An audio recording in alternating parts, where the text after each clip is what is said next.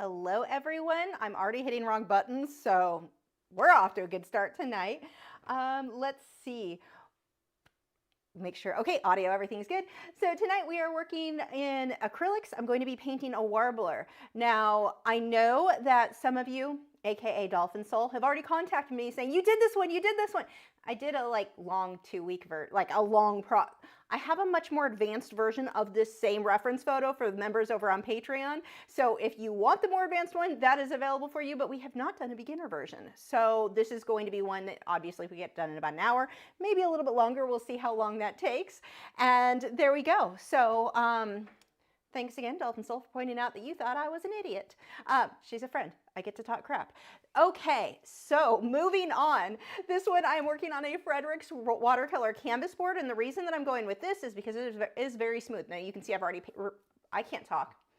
I haven't even had that much caffeine. I've already pre-painted this black so that when I go on top, being that my background is so dark, reference photo, by the way, is below in the video description if you want to get that for yourself, but the background's very dark. This way, being that it's already painted black, I don't have to fight against the white of the canvas, so it makes my job easier.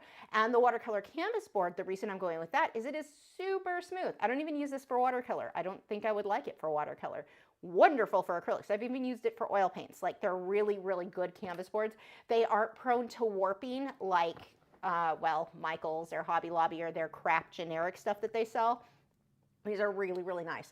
But again, super smooth. So that's going to make my fine detail and smooth blending. I'm just going to mix all the things. It'll make that much easier.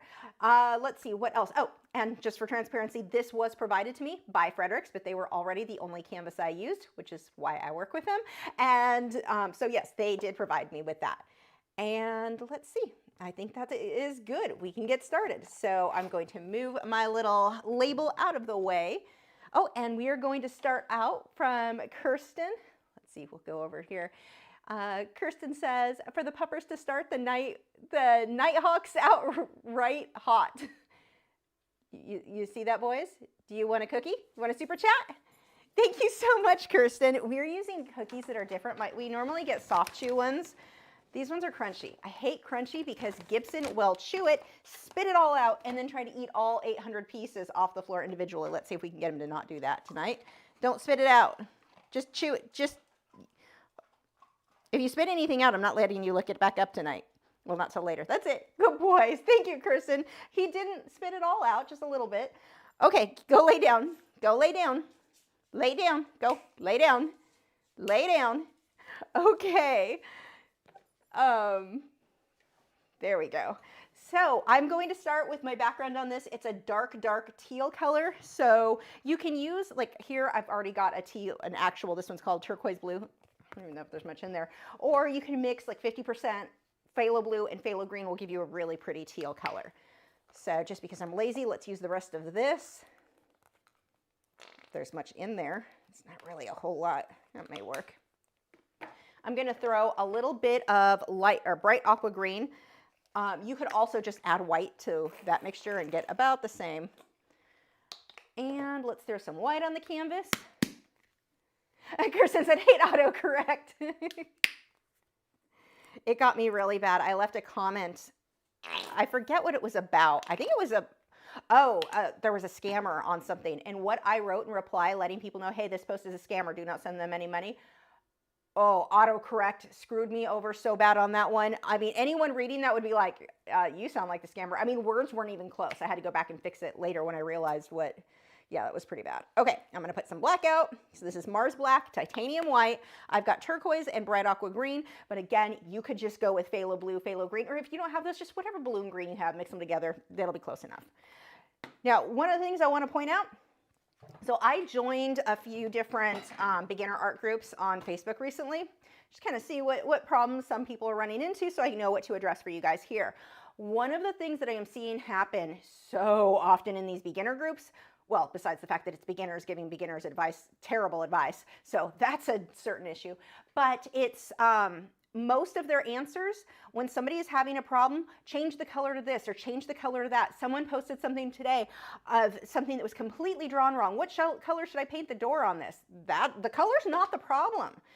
The drawing's inaccurate. The values are inaccurate. Those are your things that are going to make a huge, huge difference in your work. So when I talk about you can use this color, you can use that, it doesn't really matter. It really doesn't.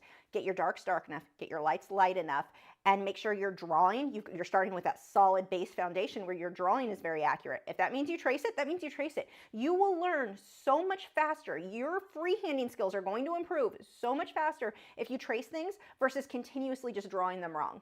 Saw a lady today posted something and the eye of the animal was back here where it should be.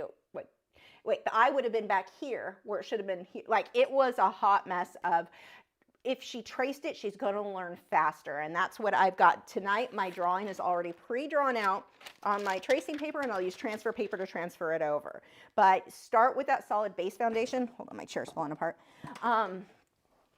Your work is going to improve so much faster. If you keep painting something that is already drawn wrong, it is not going to get better when you start adding paint. It's just going to get worse and be very frustrating for you. Start with an accurate drawing. I've been teaching this way for 25 years. Start with an accurate drawing and you will get to the point where you can freehand accurately, because what that's going to do is teach you to recognize when something is drawn right or wrong. When you keep drawing something wrong over and over and over again, very often your brain starts to accept that as reality or as correct.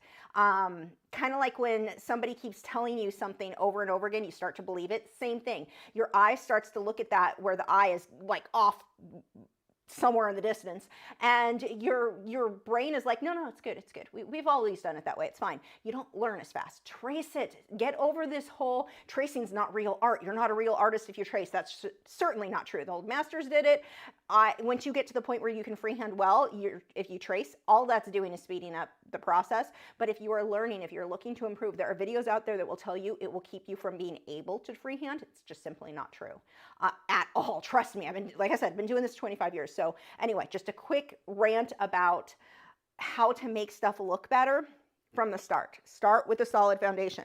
Okay, next I'm going to grab a tackle and bristled filbert, and I've got my water over here, and I'm just going to mix in, oh, that is not in focus. Let's fix that right off this. That's always a problem with this camera. Let's see, configure. It's on autofocus, and it is, I don't know what it thinks it's autofocusing on. There we go. Now you can see the paint. Okay, so I'm going to mix, I'm just going to get some blues in there. Actually, you know what? I think I want more green in my background. Let's throw some green. This one is Hooker's green. I would use phthalo green if I had it convenient, but I don't. But like I said, your color, not a big deal. Stop worrying about the color. The color is not the thing that is going to make your work, make or break your work. Okay, back to the painting. So I'm going to just start throwing that in there. That is way more green than I want. And it is also really dark on this canvas. Hold on. We always have to readjust stuff once I start adding color. Let me grab my camera hub and see if it'll open for me tonight. It doesn't always. And let's go with, whoa, too bright. Calm down. Too bright still. Closer though. Yeah, that's close enough. Saturation. You know what? I'm going with that is good enough. We can see pretty well here. I also see the super chats, but give me 1 second. I've got to get this going or it's going to start to dry. Speaking of starting to dry, I'm going to take a fine mist sprayer. This is how I'm going to keep my paint wet so that I have time to blend. That's another thing I'm seeing in these beginner art groups. They keep telling people to use mixing medium, to slow drying medium. You can. I don't know a single artist who paints well with acrylics in a way that I'd look at that and go, that's what I want mine to look like, that uses those, that use water. Water works way better. And those of you who are then next going to ask, I already know what's coming up. I know what people are going to ask, that ask, I heard you can't use too much water with the acrylic paints and that you should use mixing mediums. Yeah, there are videos that teach that, and they're making it up. It is simply not true. You can use water with acrylics. You can use up to like 95% water before it ends up being an issue. That's a lot of water. That's like no one paints with that much water. You know what? I want more blue too. Let's throw some phthalo blue. As I'm starting to lay this in here, I can see that I want to go a little bit darker, and I promise I am not ignoring those. I can't say it loud because the boys will hear super chats. I just need to get this layer in before it dries. Oh, there we go. That extra blue darkened it up just how I wanted. Now I'm going to add black into this as well. It's another thing I'm seeing in a lot of the beginner groups, telling people, oh, don't use black paint. That's not the thing that's going to make your work good or bad. That's like the least of the problems when they're, God, the advice I'm seeing is just crazy. So I just want to, bring those up. See how I'm just making a mess? I don't care about my brush strokes. We're going to use a mop brush and soften all that out. There's a chunk of paint there I just need to get out before it dries. I want it to go even darker, so I'm going to throw some more phthalo blue and I'd say phthalo green, but it's actually hooker's green. Close enough. I want my background to be a little bit lighter than the reference photo, but you can go however you want. Now I'm going to wipe the paint off that brush. Oops, I'm going to apparently pull the handle off that brush. And let's start pulling some black around the edge. This is going to give me a more grayish tone. It'll soften that up so it's not so in your face.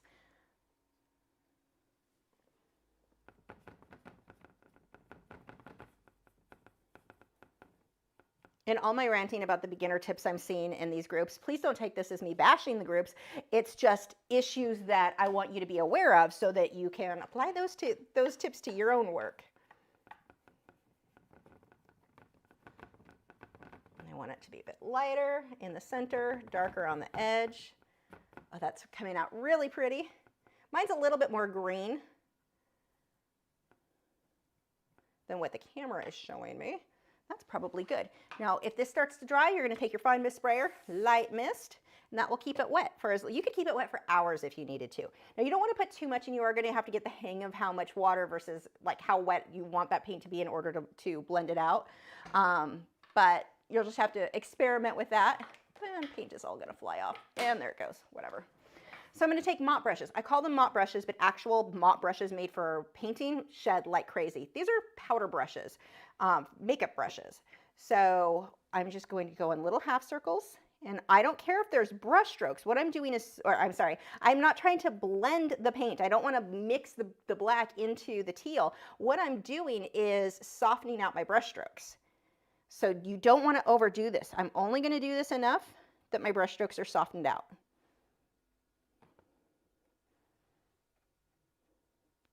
Now, if this starts to pick up too much paint, it will start to create brush strokes instead of taking them away. So that's why I always have several of these ready to go, dry, clean, ready to go. If it's wet from whether you rinsed it and it's got water on it, or if it starts to pick up paint, it will start to create brush strokes. I'm not pushing very hard here. If you push too hard, that picks up paint and creates brush strokes.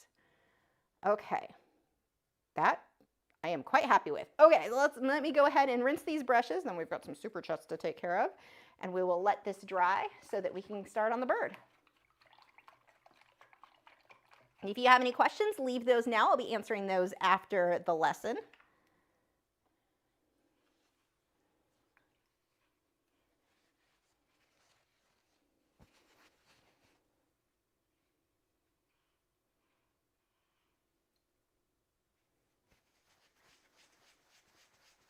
I'm just rinsing the tip of the bristles, and I'm going to go in circles, dry that off so it's ready to go. Not that I'd need it again on this piece, but just it's a good habit to be in. Rinse just the tip. Don't dip the whole thing in the water. It absorbs too much water. That's going to take you forever, like for no reason.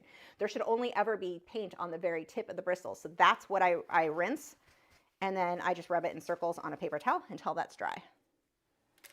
Okay, and that's clean. And now we've got over here, let's see. Whoops. First, we have from Oriole Beagle a super chat. It says, puppies. You guys want a super chat? I'm going to do this in 2 separate rounds. Otherwise, they'll start standing here doing the whole, well, last time you gave me 2. I can pull them out, though. The ingredients on these are great. Oh, earth bites. They smell terrible. I will not be buying these again. I don't like that they're crunchy anyway, because somebody makes a mess with them. Say, thank you, Oriole Beagle. Nom. Okay, go lay down. You know we have to do this in row or in order. Lay down, down, down. Wade today. Slowest race dogs ever.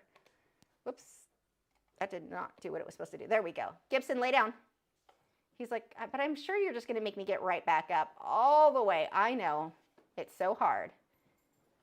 And now we have from Rick, he said that the boys need Treatos. You need Treatos. Look at the, Gibson knows.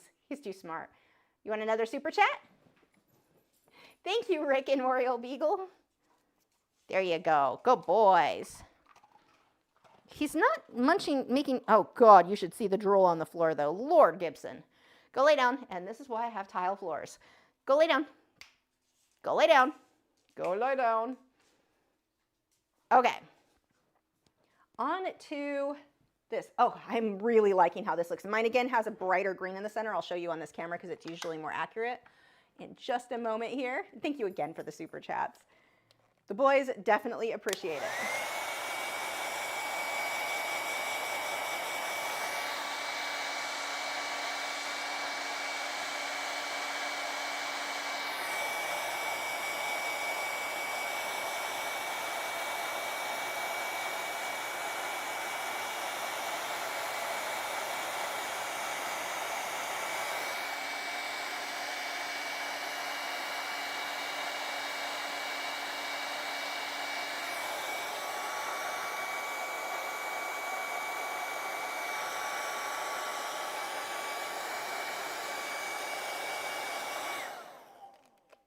I just pulled the plug out of the wall. 1 second.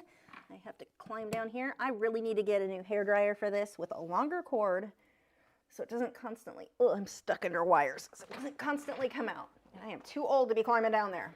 Back to drying.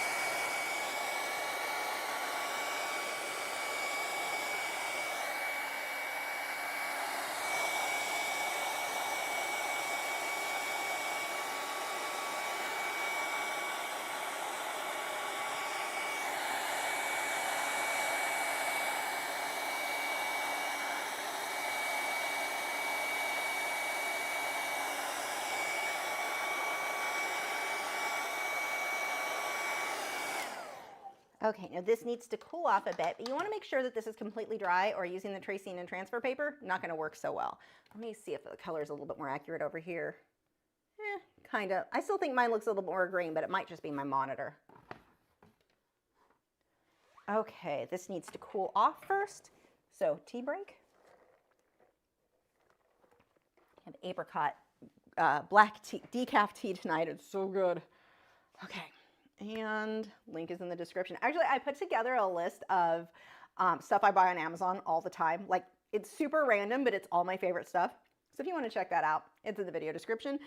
And what else? Okay, so that is cooling off still. I guess I can get my transfer paper ready. Let's see. Now we'll be using white transfer paper for this. Something just fell that shouldn't have. And this stuff you can reuse over and over and over again. This transfer paper is pretty old. And I'm going to get a stylus. You can also get nail dotting tools instead of an art stylus. Sometimes it's cheaper, but they're just these little guys. So that will be how I transfer this image. I'm going to take my tracing paper, trace that, or tape that right there. You want to make sure when you do this that you tape on both corners. If you just tape in the middle, the whole thing slides all over the place. And then we're just going to slide that under. Let me make sure that that's going to show up well. Yep. Sometimes one piece of transfer paper for some reason will not work. I don't know if it's how thick the paint's on. I don't know. But we're just going to trace over this. And that is going to speed things up. And even if you want to freehand, this is still the method that I recommend you do to get your image onto the canvas. This or my brain just shut down. A projector. This is going to keep my lines nice and clean. So if you want to freehand still, you can freehand on a sketch pad and then redraw everything out so you're not drawing and erasing and making a hot mess on your actual canvas.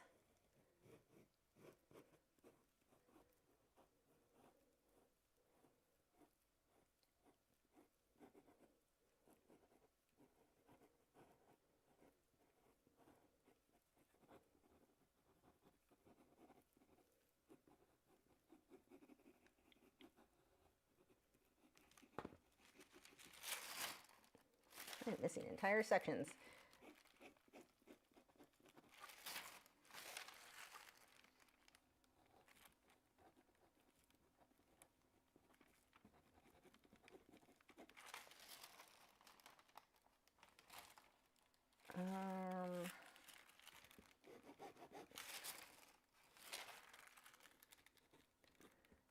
Get the little feet. Now, I'm not going to include the berries that are on this photo, just for time's sake. You can include it on yours if you want. I am going to do the little, is it lichen, I don't know what it's called, the little mossy crap all over the edge of the branch over there. I also see we've got good timing on that gift for the boys. Wait, oh, I'm missing a leg. Hold on.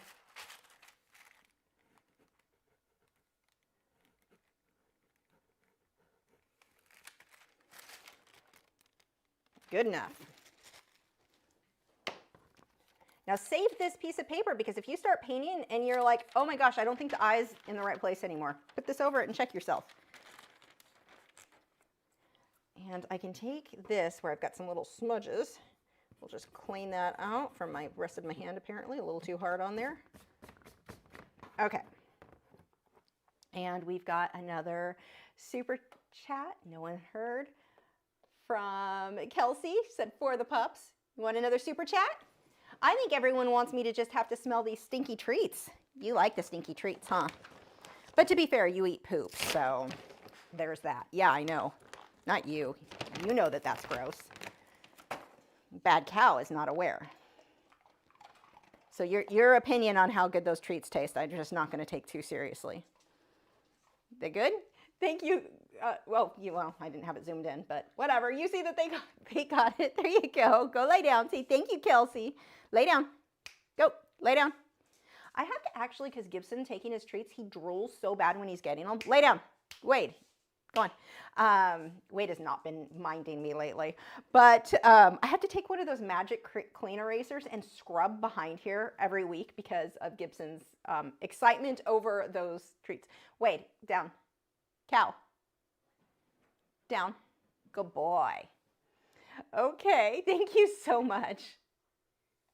Okay, now on to the painting. So you can see we've got a lot of yellow on this guy. If I were just to put, that grammar is not what you're here for. If I just put yellow right over the darks in this, it's not going to show up. It'll just be completely transparent. But if I paint it white first, then I can just glaze the yellow over and get that nice bright color. That's actually going to be what I do on this. For all of this, I'm going to paint white, and I'm going to use my rake brush. So if you don't have a rake brush, you can sit there with a little liner brush. That'll work too. But with the rake brush, I say that, but I may not be able to find it. Where are they? Here we go. Yeah, you'll work. So what a rake brush is think of it your normal filbert. So we've got the round, let's pull this up here. You can see the rounded brush. The rake brush, see how the bristles, you can kind of see when the light hits it, just, wait, where can you see it better? There, just right. With the rake brushes, here's your filbert, here's a rake brush. So one brush stroke, I get a bunch of little brush strokes. And that is just going to save me time. But if you don't have that, you can just use a liner brush. You're just going to take a little bit more time to create this texture. Heather said you need to put "you're not here for grammar" on a shirt. You know, that's not a bad idea. I've been working on merch. I'll show you later. So what I'm going to do is just paint everything in with white. I do need a liner brush though for around the eye, so we'll grab one of those. Now when you get your fine details for the liner brush, look how long and thin those bristles are. That's what I want out of a liner brush. What a lot of people think to get detail is that you would get, I don't have one over here. Sometimes it comes in sets, so sometimes I have these brushes, but I don't see any easy to find. But anyway, bristles with like these super short little teeny hairs, yeah, that is not going to get you fine detail. You want something with a long, like long bristles, and even though it looks thicker, you're just not going to put much pressure, and that's how you get the thin line. Those little brushes with those little sparse hairs sticking out, yeah, that's not going to last you. Those brushes get damaged in 5 seconds, and so even if they work for you day one, they're not going to work long term. They're completely inaccurate or impractical. Yeah, that was right. But you want a liner brush with long bristles there. So let's start with painting in the eye and some of the detail, and I'm just going to thin out my paint with some water. When you're using a liner brush or a rake brush, because you're essentially thinking of them the same way, the rake brush is just a whole bunch of little liner brushes together. I've got to thin that with a decent amount of water. If there are any chunks on this, it's not going to give me a nice thin line. Okay, so let's start. We've got some little detailing around the eye, and I need a little bit more on there. It's a little too careful. More water. I think I have too much now. No, we're okay. I'll thin that out quite a bit when I come back through with the black. That's honestly pretty good there. And I'm going to take a clean brush where I want to smudge that out, what I just did. Do I have a small? You'll work. I'm just going to take a small filbert. Doesn't matter what kind of brush. I'm just going to soften that out. So I want the hint of where that goes. Okay, that's good enough for the liner brush for just a moment. I'm going to switch over to my rake brush. And again, we need that to be fairly well thinned out. And we're going to start painting in little hairs. I need a bit more paint. That's too transparent.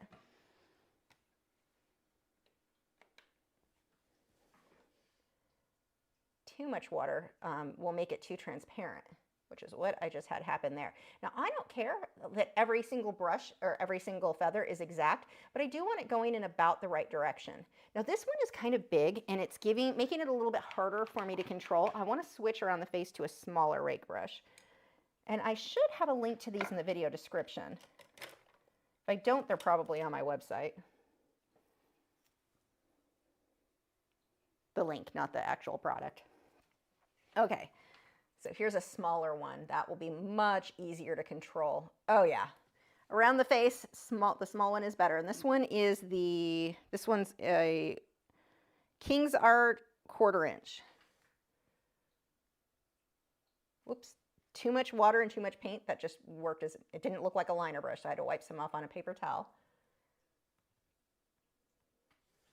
And I'll go back and forth a couple of times because I'll come back in through this with the black as well.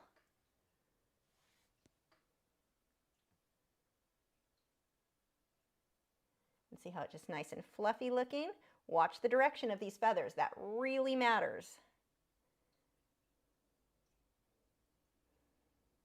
Now I'll fill it in a little bit more solid in the center, but the edges I want to be frayed. There's way too much paint on there again.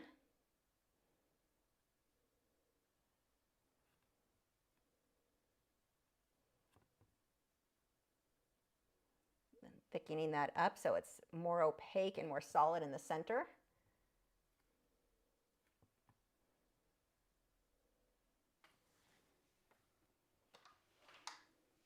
I think I can zoom this in a little bit more for you guys. Whoops, or not. Why aren't you working? There we go.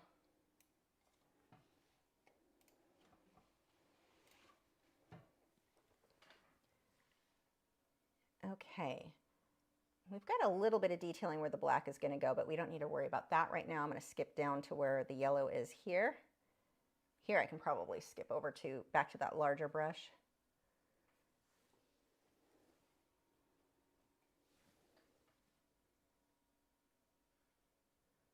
Let's see, this area, that wing, it's going to be darker, but I still need the texture. That's more of a, it's got more black peeking through, which gives the feathers more of a tan color just because of the amount of black that will be mixed in. And by mixed in, I don't mean I'm stirring them together, the black and the yellow. That's not going, that just makes green. But there will be little black feathers blended in, or in addition to the yellow, I should say.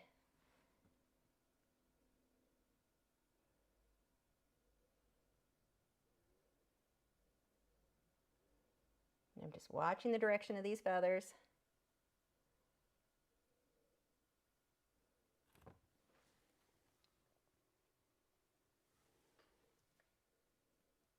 This is a bit softer in person than what it looks like on the camera. The camera tends to make out all these lines look really thick for some reason. Got a little yellow patch back here. And then we've got white. So here, these feathers are more solid. I'm going to push harder. I can use the same brush. I'm just going to push a bit harder. You could also switch to a normal filbert if you want. Usually they can come down a lot further than that. I think these ones would still be yellow. We'll pull these down more. I'm using the side of the brush, which works kind of like just a thin liner brush. Then we've got white again at the base. And I'll define these more later. Just blocking out where everything goes.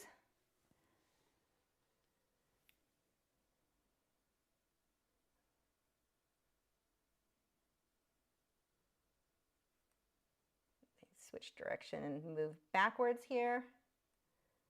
And again, another row. And then this area will be really shadowed later, but I can still map out where that goes.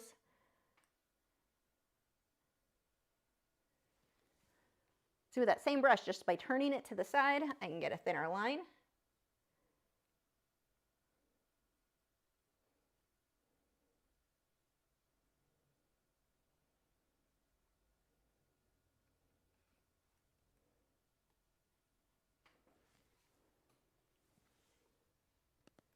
See, I'm just going to hold it to the side so I get my thin lines here. You can switch to a liner brush if that's easier for you, or a small round.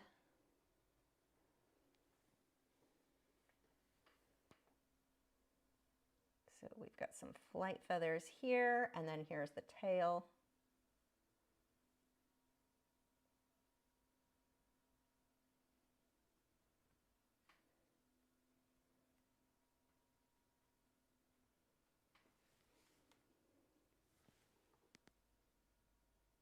And then more flight feathers. Oops, I need more paint and water on that brush. That was not working for me.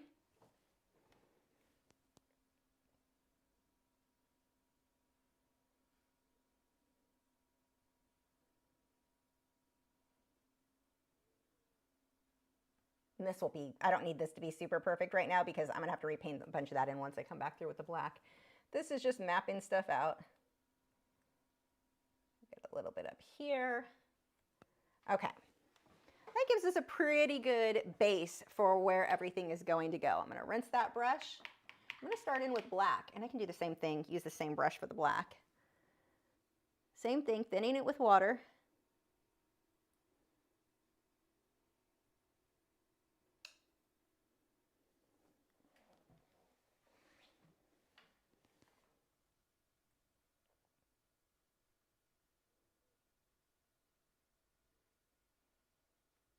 And I'll have to come back through with some white highlights over some of the black. And then yellow over that. Oh, I'm missing a whole chunk of where white needs to go.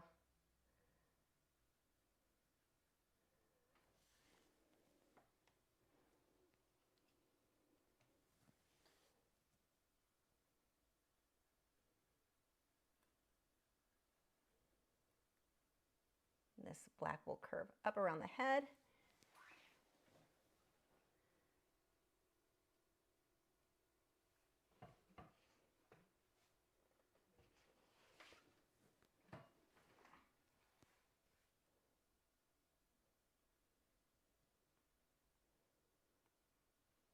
And I'm keeping that frayed right up against the white.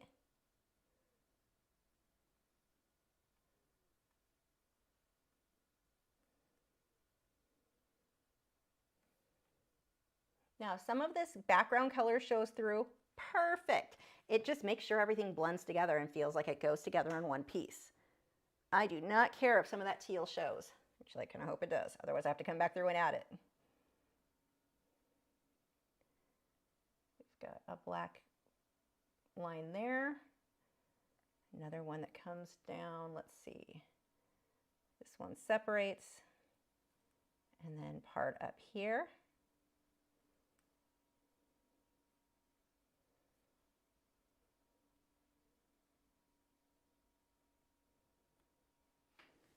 And I'm going to use this same brush. I'm just going to hold it to the side to get these thinner lines. Remember, the harder you push, the thicker that line is going to be.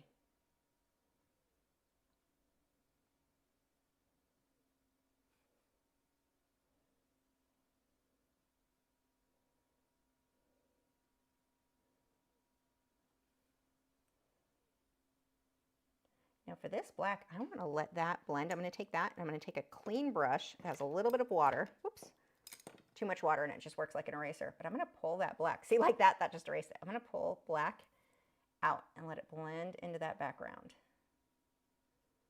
So some of the green just looks like it's reflecting on the black. It's subtle, but it's there. Same thing here. Put a little bit on there and I'm just going to smudge that with a damp brush. If it just erases it, that means you had too much water. Do it again.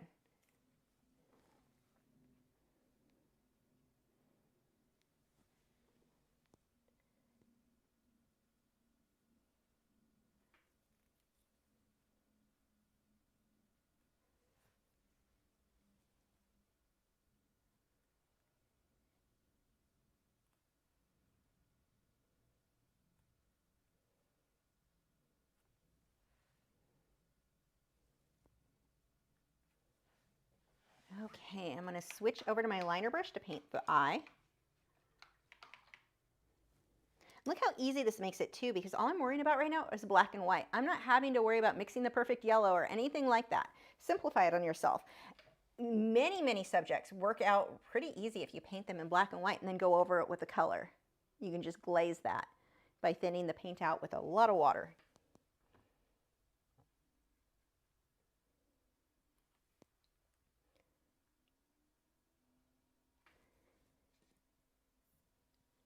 I'm just going to take a clean brush and pull that out, just kind of smudge it a little bit. I want to leave mostly green for the upper part of the beak. Let's use this right now, the black. I can do the same thing on the legs. I'll come back through with highlights and such later, but we can get the base.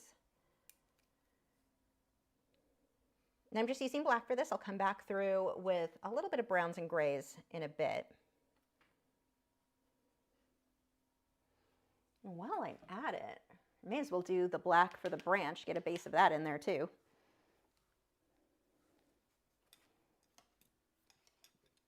Let's see, do I have, this will work, just another small filbert.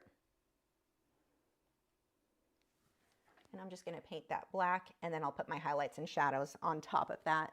Or highlights and shadows, highlights and midtones, because this would be the shadow.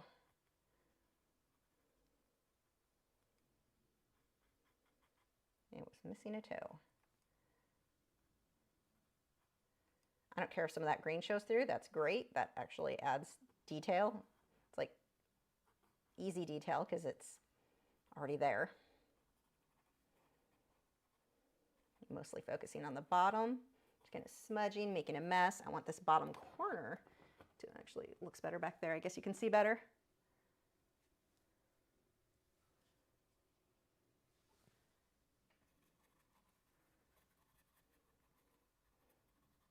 Now make sure you get all of your white transfer paper lines blended out or painted over. I don't like when those show through.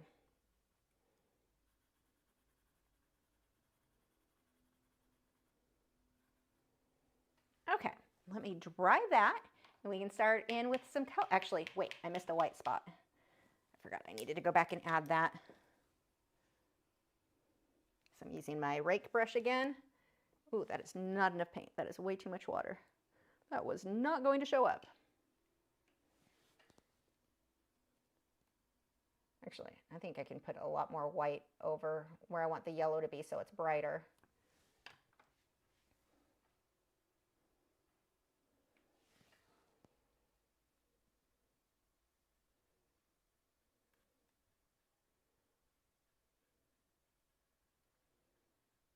Now be careful. It's very easy to do a couple of brush strokes and think, wow, it looks good, it looks just like the others, and then you just completely keep doing that same brush stroke. It will look horrible.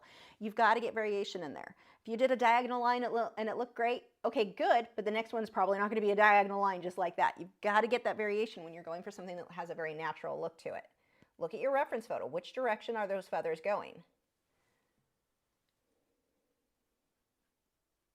This is going to be a bit bit more solid right in there, so I'll just make that thicker.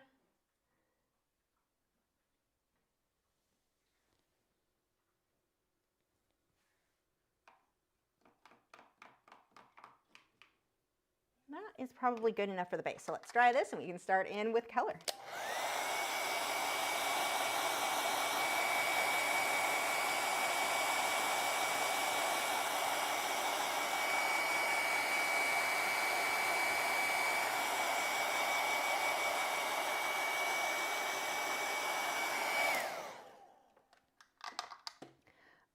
Okay, now that has to be completely dry. If it's not and you go over it with the color, it just like lifts off what you just did. So make sure that is completely dry. And let's see. That's a smallish looking brush. That should work. And let's get some more colors out over here. That is not the right yellow. That is yellow oxide and not the color I want. But this one I do want, raw sienna, so we'll put that out. I'm gonna have to go grab another yellow though. I thought I grabbed a brighter yellow. Apparently I thought wrong. Yeah. Oh, and my red oxide also fell on the floor, so let's grab some of that.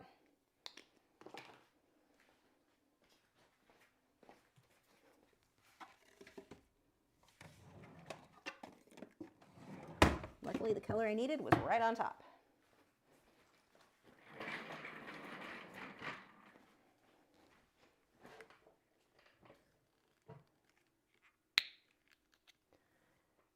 Ooh, wait.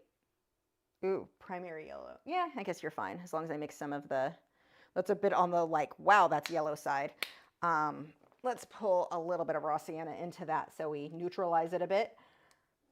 I would probably go with a deep cadmium yellow or a medium cadmium yellow would be my first choice. But see, that's what I keep saying. The color is not that big of a deal. Here, that's a little bit brighter than I probably want. I'm just gonna mix one of the other colors to neutralize it. You could pull in a little bit of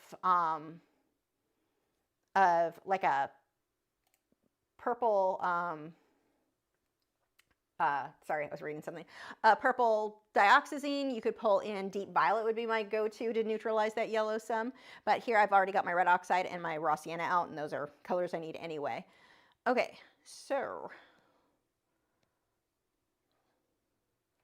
I'm gonna pull some raw sienna into that now because that is bright.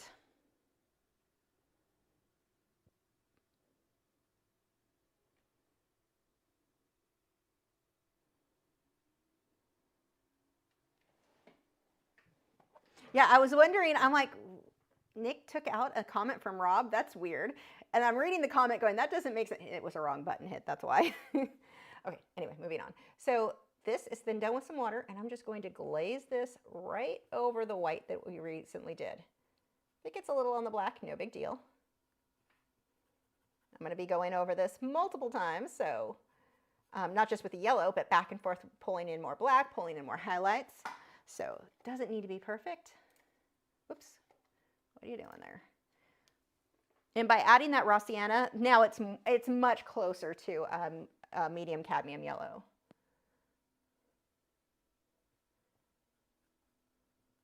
Now here I'll switch to raw sienna more. I'm just gonna put this color where the brightest areas are. And let's switch over to raw sienna. So I'm gonna rinse my brush off. And I'll just use straight raw sienna here.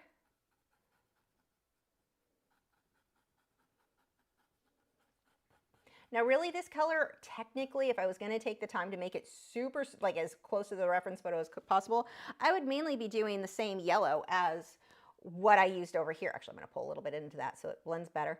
But the black would be what darkens it, the little black lines, but I'm not gonna be doing that today, so I'm just going over it with a kind of in-between color to give the illusion that there's a bunch of, you know, that the color shifted.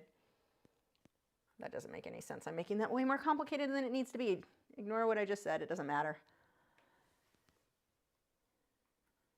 So a lot of raw sienna as I get down here to the belly.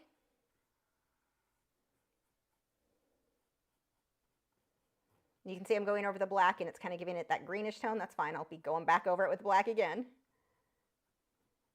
What I did earlier just mapped all that out for me. Oops, that's supposed to be white. We'll paint it white again anyway.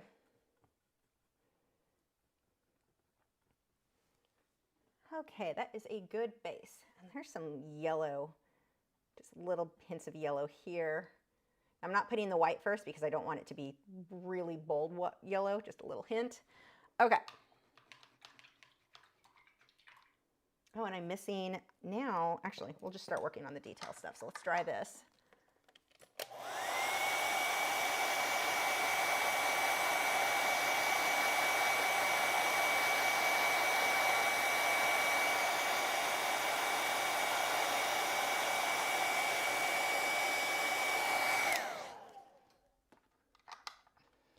Okay, so now let's start pulling some of the white, the little bits in, well, all over the place.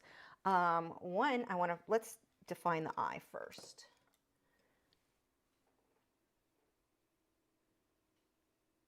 And I'm going to use some teal, a little bit of blue so it's not too bright, and I'm going to create a reflection on the upper section of the eye here. And it's going to be slightly curved. I'm going to clean up with black around that.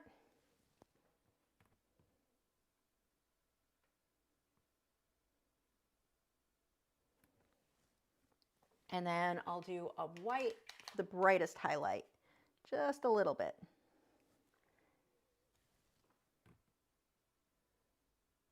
think that's going to be too much. There's our reflection. I need a little bit more white around the outside of the eye there. And we've got some highlights and details here. I'm going to go right along the edge of the beak, and I'm going to pull that around, and then I'm going to take a clean brush, a clean small brush, and smudge that a bit. Not too much blending or smudging, just to soften it a bit. Okay, and I'm going to use the liner brush for some of those smaller little lines around the eye instead of the rake brush, just so I have a little more control. Now the thing that you have to be careful of with the rake brush, you generally are going to want to come back through with your liner brush too and clean stuff up. Otherwise it ends up being a bit too uniform. See how I'm coming back through, just defining a little bit more.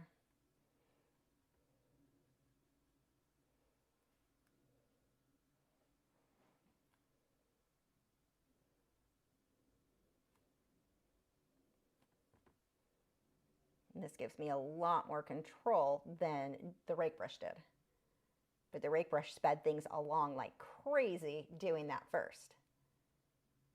Just a fun little trick for making things go faster. He's got a lot of little feathers in here, so I'll just give the hint of those.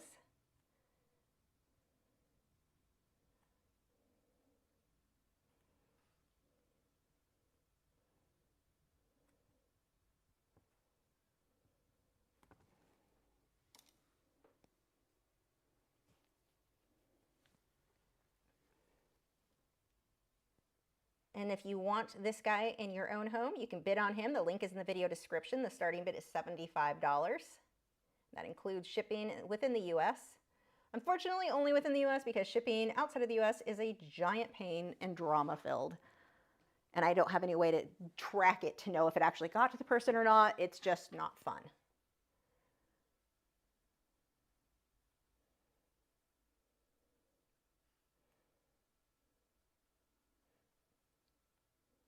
Got white here.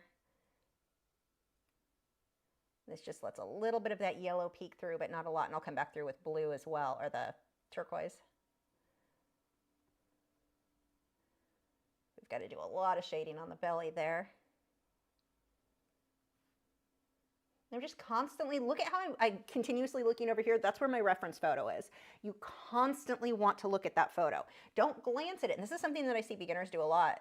I used to actually time my beginner students when they wouldn't look at their reference photo enough. I'd be like, you're going to look at that for 30 seconds straight, and then you can paint. And if that didn't work, we're going to time you for 1 minute. I want you to study that reference photo and break it down one like square inch at a time, one little area. Just study that one area you're working on.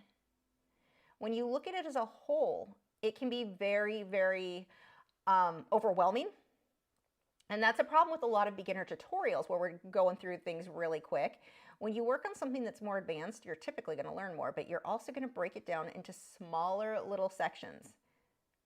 And it teaches you to start slowing down, because when you rush through it, things go sideways quite often.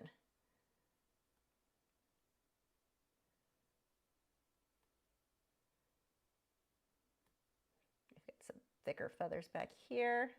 Now, they don't need to be exact. I just need close. That line, I don't like how thick that is. So I'm just going to take that clean damp brush and we'll smudge that out. Perfect. Or perfect enough anyway.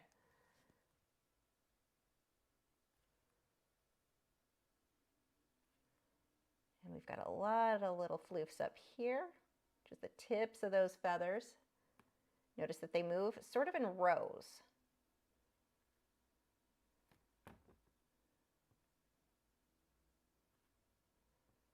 I want a little bit more shine on his eye, right there. Oh, he's cute. I like him. I'm really happy with how he's coming out.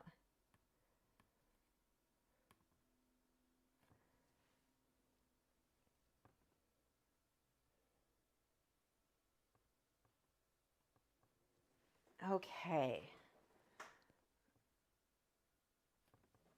And while I've got this out, let's go ahead and put some highlights on the legs and the toes.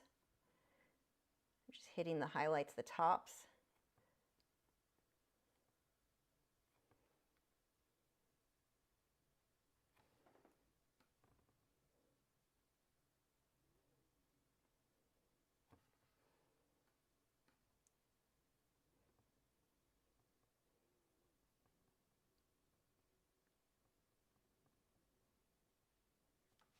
Okay, he's got legs. He can sit now. He's no longer floating. Okay, I'm going to dry that. Actually, I can probably put the yellow over some of the white areas now, and then I'll dry that, and we'll start doing some of the shading.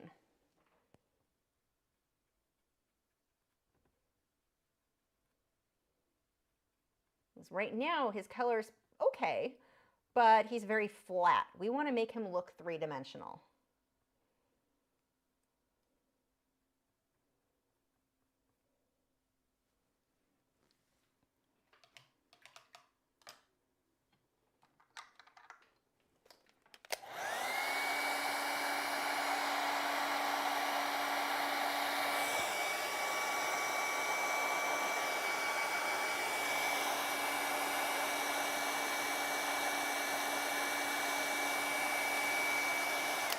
I'm going to use some red oxide and a little bit of black for the shading. Now, actually, let's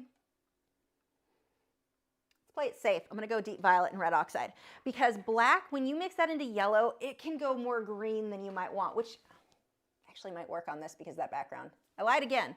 Red oxide and black, which is going to give me a brown tone. But if I've got too much black and I mix that over the yellow, whenever black mixes on top of yellows and oranges, it tends to look like an ugly green. But we need green there anyway. We're going to be putting some teal over it, so this will be fine as a base. So I'm mixing those two together, just red oxide and black, and that gives me kind of a chocolatey brown. Why don't I just use brown? Because brown with Liquitex Basics has a tendency, like, it doesn't last very long. It dries in the tube before I ever end up using it, so that's why I've switched over to this. So I'm going to throw that shadow in there, and then I'm going to take a clean brush that is slightly damp and smudge that out. It needs to be a little bit more damp. If it's too damp, it starts to erase, so if that happens, just do it again. In this case, it's not wet enough. Oh, it's drying too fast because it was still a little bit warm from the hairdryer, I think. I'm just going to pull that up. And I'll pull some teal over this as well. It actually didn't turn as green as I was hoping, so I definitely need to pull some of that teal in there. Let's see, we've got some shading in here.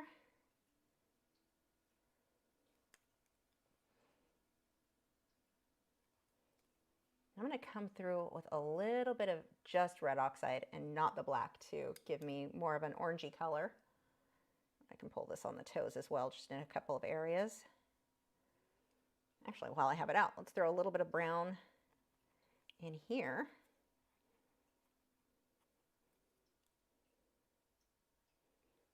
Okay. I'm going to dry that. And then we'll do some red oxide and we will do some teal.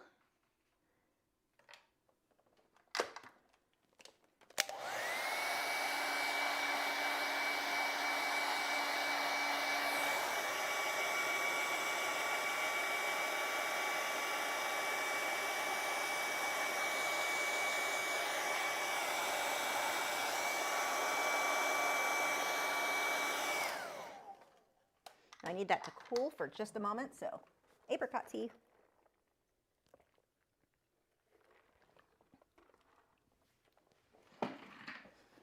And what is next? We are going to now do some of the red oxide.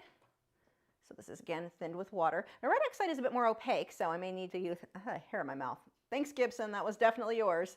I'm going to thin it with a bit more water. This is going to give me more of that orangey red, and I want this as my transition between the black. I've got too much water, it's not opaque enough. I want that transition right between the black and the yellow. Oh, it looks so good. Oh my gosh. I don't know how well that shows in person on camera, but what a difference that makes in person. And I'm not going everywhere, just a couple of spots. And that one was a little bit too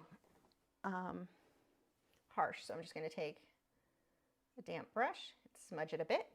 Notice when I smudge, it's like just a couple brush strokes and stop. If you over smudge, you will make it look terrible. And then you have to do it over again. I'm going to pull some here as well. Definitely going to pull a little bit of this color into the back feathers.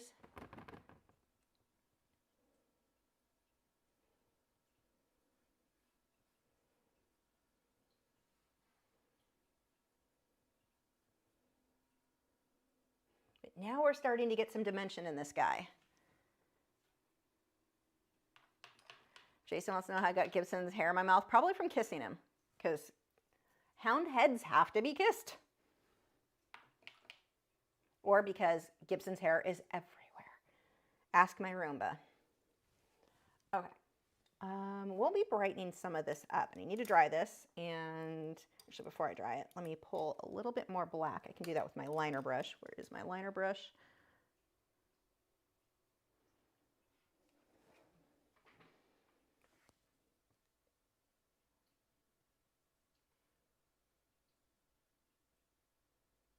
And just keep layering until it looks good. You're going to have some funky layers that look absolutely terrible. That's okay.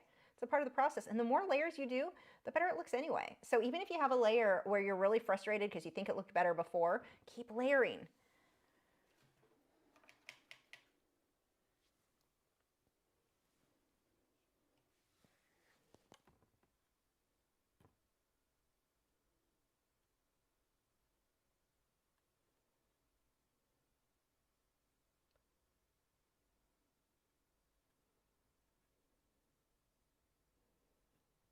Some black paint in here.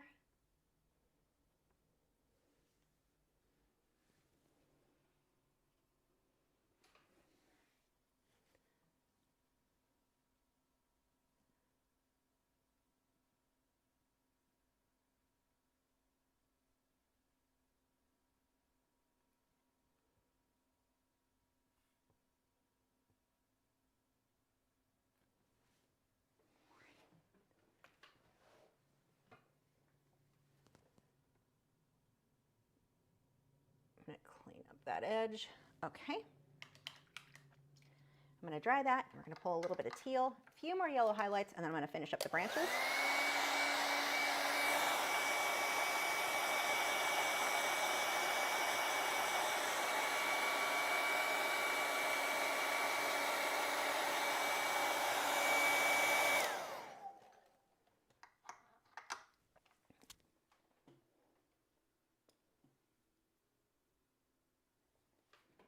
I'm going to go with the phthalo blue and the hooker's green mixed together. I would go with phthalo green if I was not too lazy to go find it, but that is what I've been using. Again, color not that big of a deal. Stop worrying about your color. Are your darks dark enough, your light's light enough? That is what's going to make a difference. I'm going to thin that with some water. I need a little bit more blue. That is too green.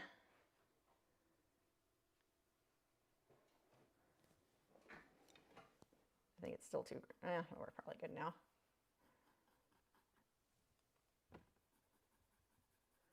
Right along that bottom edge, and then I'm going to take a clean brush. It's got a little bit of water on it, and I'm just going to soften that out.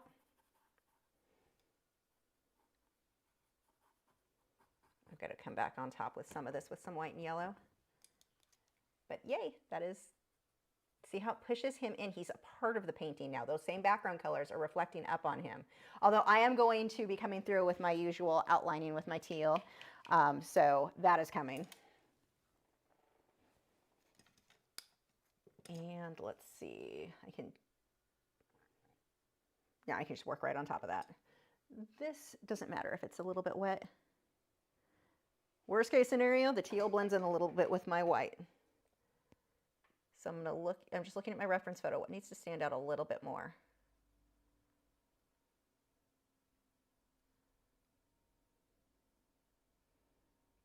Just a lot of these little wispy guys, making him fluffed up.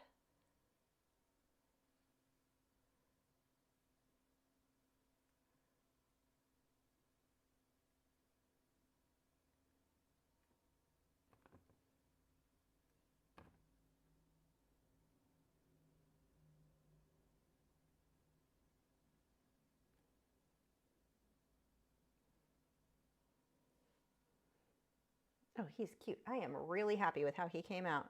Need a little bit more yellow over a couple spots.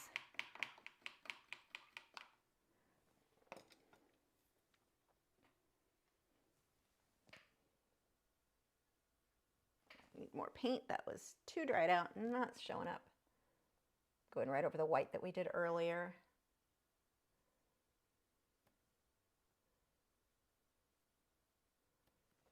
Okay, he's mostly done. I'll do some highlighting on his feet as I work on the branch, but I do want to take my teal, and I'll be doing this on the branch as well, but this is that bright aqua green.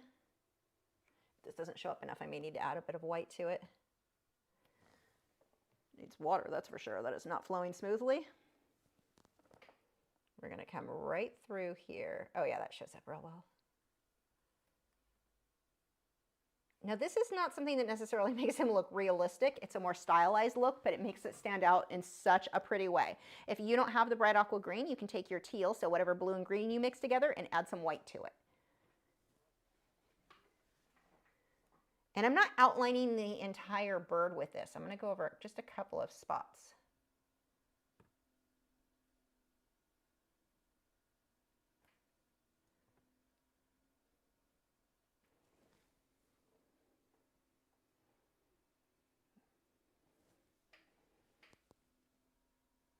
See how I'm kind of skipping around? So it just looks like that backlight is hitting him in a few areas.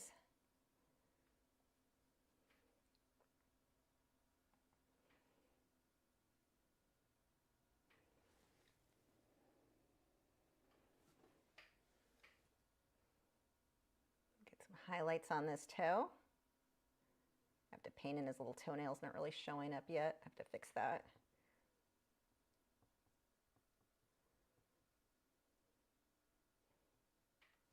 Okay, now for that branch, he is done, unless I see something like I need to go back and fix, but I'm thinking I'm really happy with how he looks.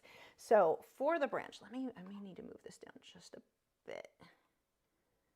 Okay, so we've got this kind of messy base. So I'm going to start with that, and I'm going to mix a grayish tone first. Actually, I'm just going to do it all with a grayish tone, and then I'll glaze color over it as needed. So let me find a filbert. Let's go with, pull some of the teal. Anytime you want a grayish tone, you know black and white is basically your base, and then whatever the other color is. So for me, a little bit of teal and some black and white.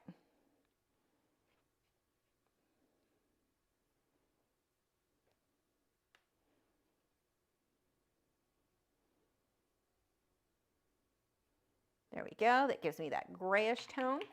I'm going to rinse that brush out.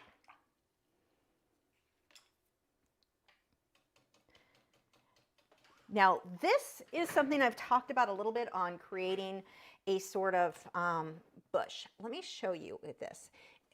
Can I zoom in? I don't know how well, wrong camera. What I'm doing, this is a really stiff old brush, and I'm going to push the brush down and let it roll forward. And see how all these little speckles I've got around the edge? This is how I often do brushes, at least the base of brushes. This is not dabbing like this. That looks terrible. That's going to look very, very fake. And even though I go fast enough and it may appear that's what I'm doing, what I'm technically doing anytime I'm doing bushes, push the brush and slowly let the tips roll forward. And that gives you this effect versus, look, I did toll painting. So that hopefully gives you an idea of what I'm going to be doing here.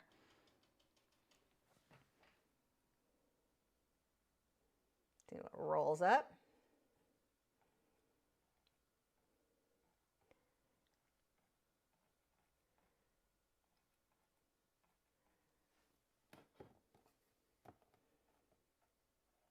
If you're just stabbing at your canvas, you're a crafter. That is toll painting. Or paint and sip type, you know, well, which is oftentimes a form of toll painting, kinda. And that's where all my thumbs downs just came from. But it's not inaccurate, so you can be mad all you want. Okay, and this is just in a smaller foam, just kind of dabbing. But I'm not pushing the brush either. So if you did this and pushed it, that's not what I'm doing. It's rolling and letting just a few bristles push forward. It takes a little getting used to.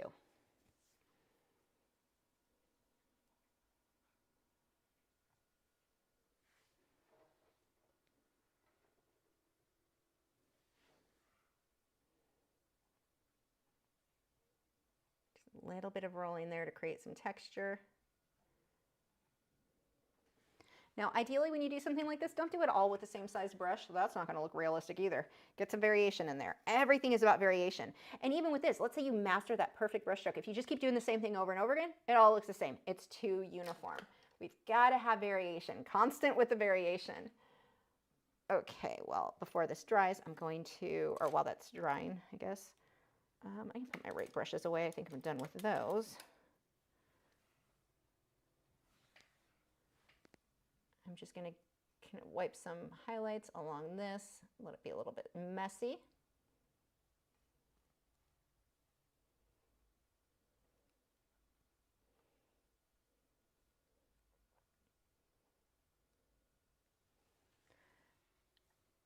Okay, now let's dry this, and I'm going to start glazing color over this, which will give it more depth.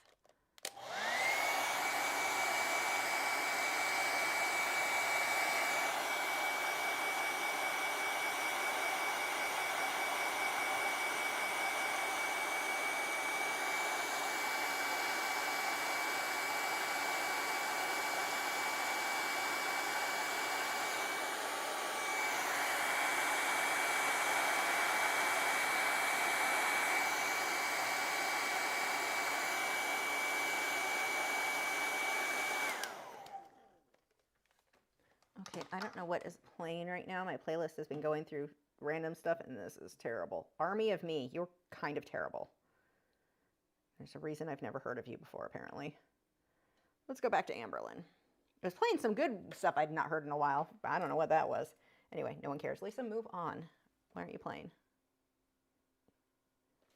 Hold on, sorry.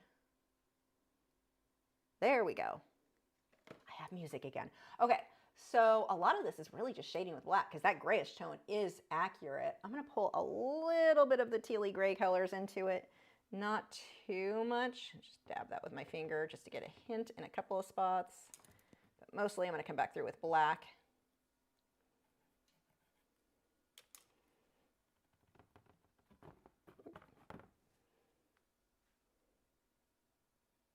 Just so it's not so uniform.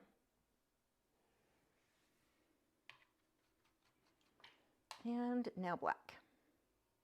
I'm thinning that again with water.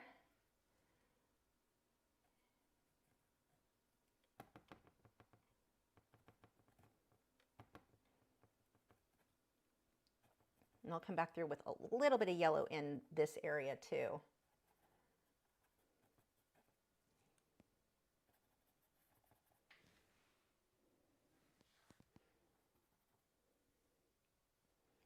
he needed little nails.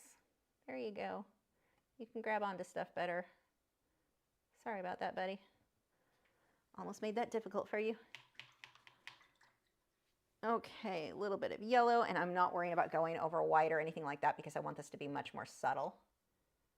The reference photo just has a few spots of this. I don't want to turn it into something that looks like weird, overly bright graffiti.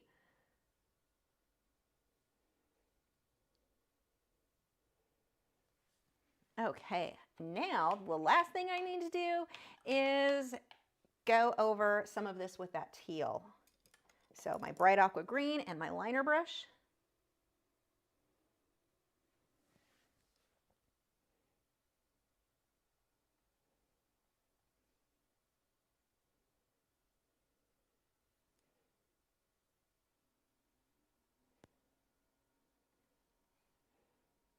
I can pull some of that even in here.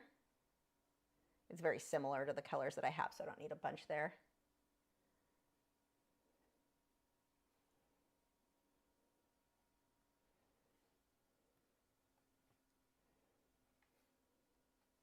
Okay, that guy is done.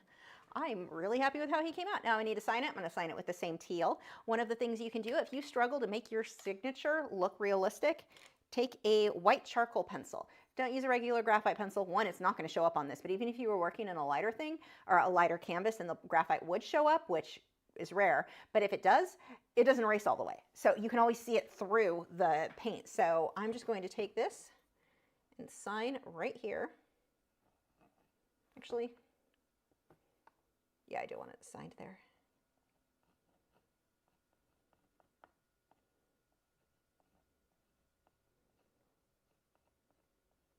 And that way, if your signature didn't come out how you wanted, you can just erase it. Now, all I need to do is move the camera so you can actually see. I will take my liner brush. I'm going to go with my green. I want to go with whatever is in the painting. I don't want something too bright. Like, you should be able to see the signature, but you don't want that to be like center of attention. Like, don't do this in red. You may be thinking, well, obviously, but you know, I've seen a lot of people do it, and it kind of messes up the painting. I also don't think you should just sign the back. I see people do that too because they don't want to mess up the painting. No, your signature needs to be visible. You just don't want it to be the focus. You don't want someone to walk up and the first thing they notice is the signature. But they should, at the same time, be able to easily find the signature if they're looking for it. That is because it's wet. It looks like it's way brighter than what it actually is. It is not that bright. And if it were, I would glaze over it when it dries to tone it down.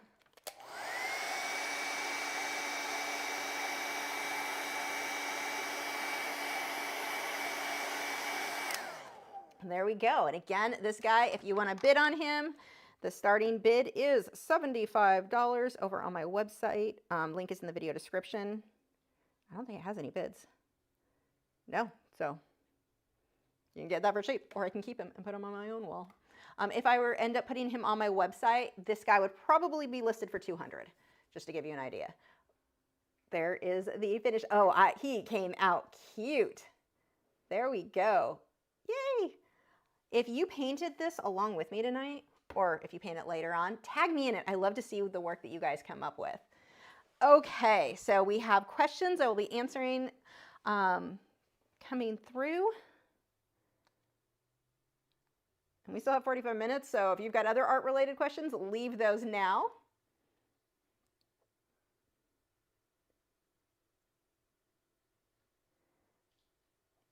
Gibson, stop huffing at me.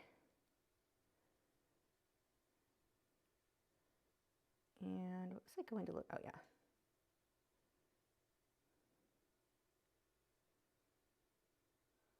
Gibson, stop. He's huffing because he does this when he's bored or he wants something. He'll lay there and huff and huff and huff. And it sounds not annoying, but he does it constantly. Like, it just won't stop. It's his, pay attention. I'm bored. Give me something. Okay. what was I just going? Oh, I wanted to show you guys, we have new merch now, artist merch, which I'm super excited about. These are new sweatshirts in my shop. The first one is artist. It says a magical creature that turns caffeine into masterpieces. And then there's another one that says artist, someone who wonders if their paint palette secretly judges their color choices. So those are both now available in t-shirts and sweatshirts and all kinds of stuff. I've had some questions about the colors, like some sizes or some, like a t-shirt might come in one color that a sweatshirt doesn't. I have no control. I have mild control over that because not all the colors are available. Like I can choose to an extent some of the colors, but not all of them are available for each product. So that's why there's going to be some variation there. Let's see. And here come the questions. Whoops. Stop it. So from our Patreon Discord, we had a couple of questions earlier. Leah had asked, not sure where I'm supposed to ask this question for tonight's stream. You found it. Any tips for light rays in oil paints? They seem to be my nemesis in life. They are either too fuzzy or not fuzzy enough. This was my first go using several pictures, but the light rays look like projectiles. So this painting, oh, I should have found it. I don't think I'm logged into Discord on this. Hold on. I would actually like to show, well, I should have, no, I can't because I didn't get permission to show it first. But beautiful painting that she did, and it's the rays of light are just lines though. And so when I'm doing oil paints, when I do want rays of light like that, I would use a lot of mixing medium. For me, that's liquid. So it's going to make whatever color you mix it with more translucent. And either white, if you want it more foggy, more opaque, or like titanium white, or a zinc white, which is going to be more translucent. And I glaze that and then take a clean brush, something like clean and damaged or rounded, kind of like this, and I just smudge out the edges. Leave the center, but smudge the edges. So that is how I create rays of light with oil paint if I'm working wet over dry areas. And let's see, Lily said, question for tonight. I watched the whale video and you said several times not wanting to look like a plastic animal and not having an actual reference photo for the whale. So what are your thoughts of actually using a statue toy, whatever it is, as your reference, either as a still life or a setup and photograph plastic, resin, ceramic subject as such as a whale, horse, dog, whatever. I bought a few things once. I have a clownfish. I think I bought a shark. I bought some little like fairly realistic toys. The problem is you are so limited. I never ended up using them because I bought it thinking I would set it up as kind of, you know, with lighting so I knew how the light would hit it.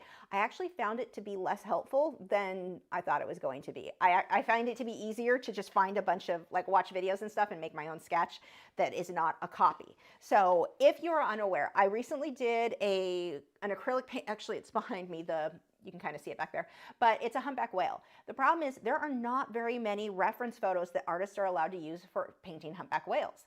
So you've got a few photos on Unsplash and Pixabay where they're breaching, and so you've got the out of water, but to get the angle where they're in the water, there are just not the photographers who have the equipment that are able to go out and take photos underwater like that.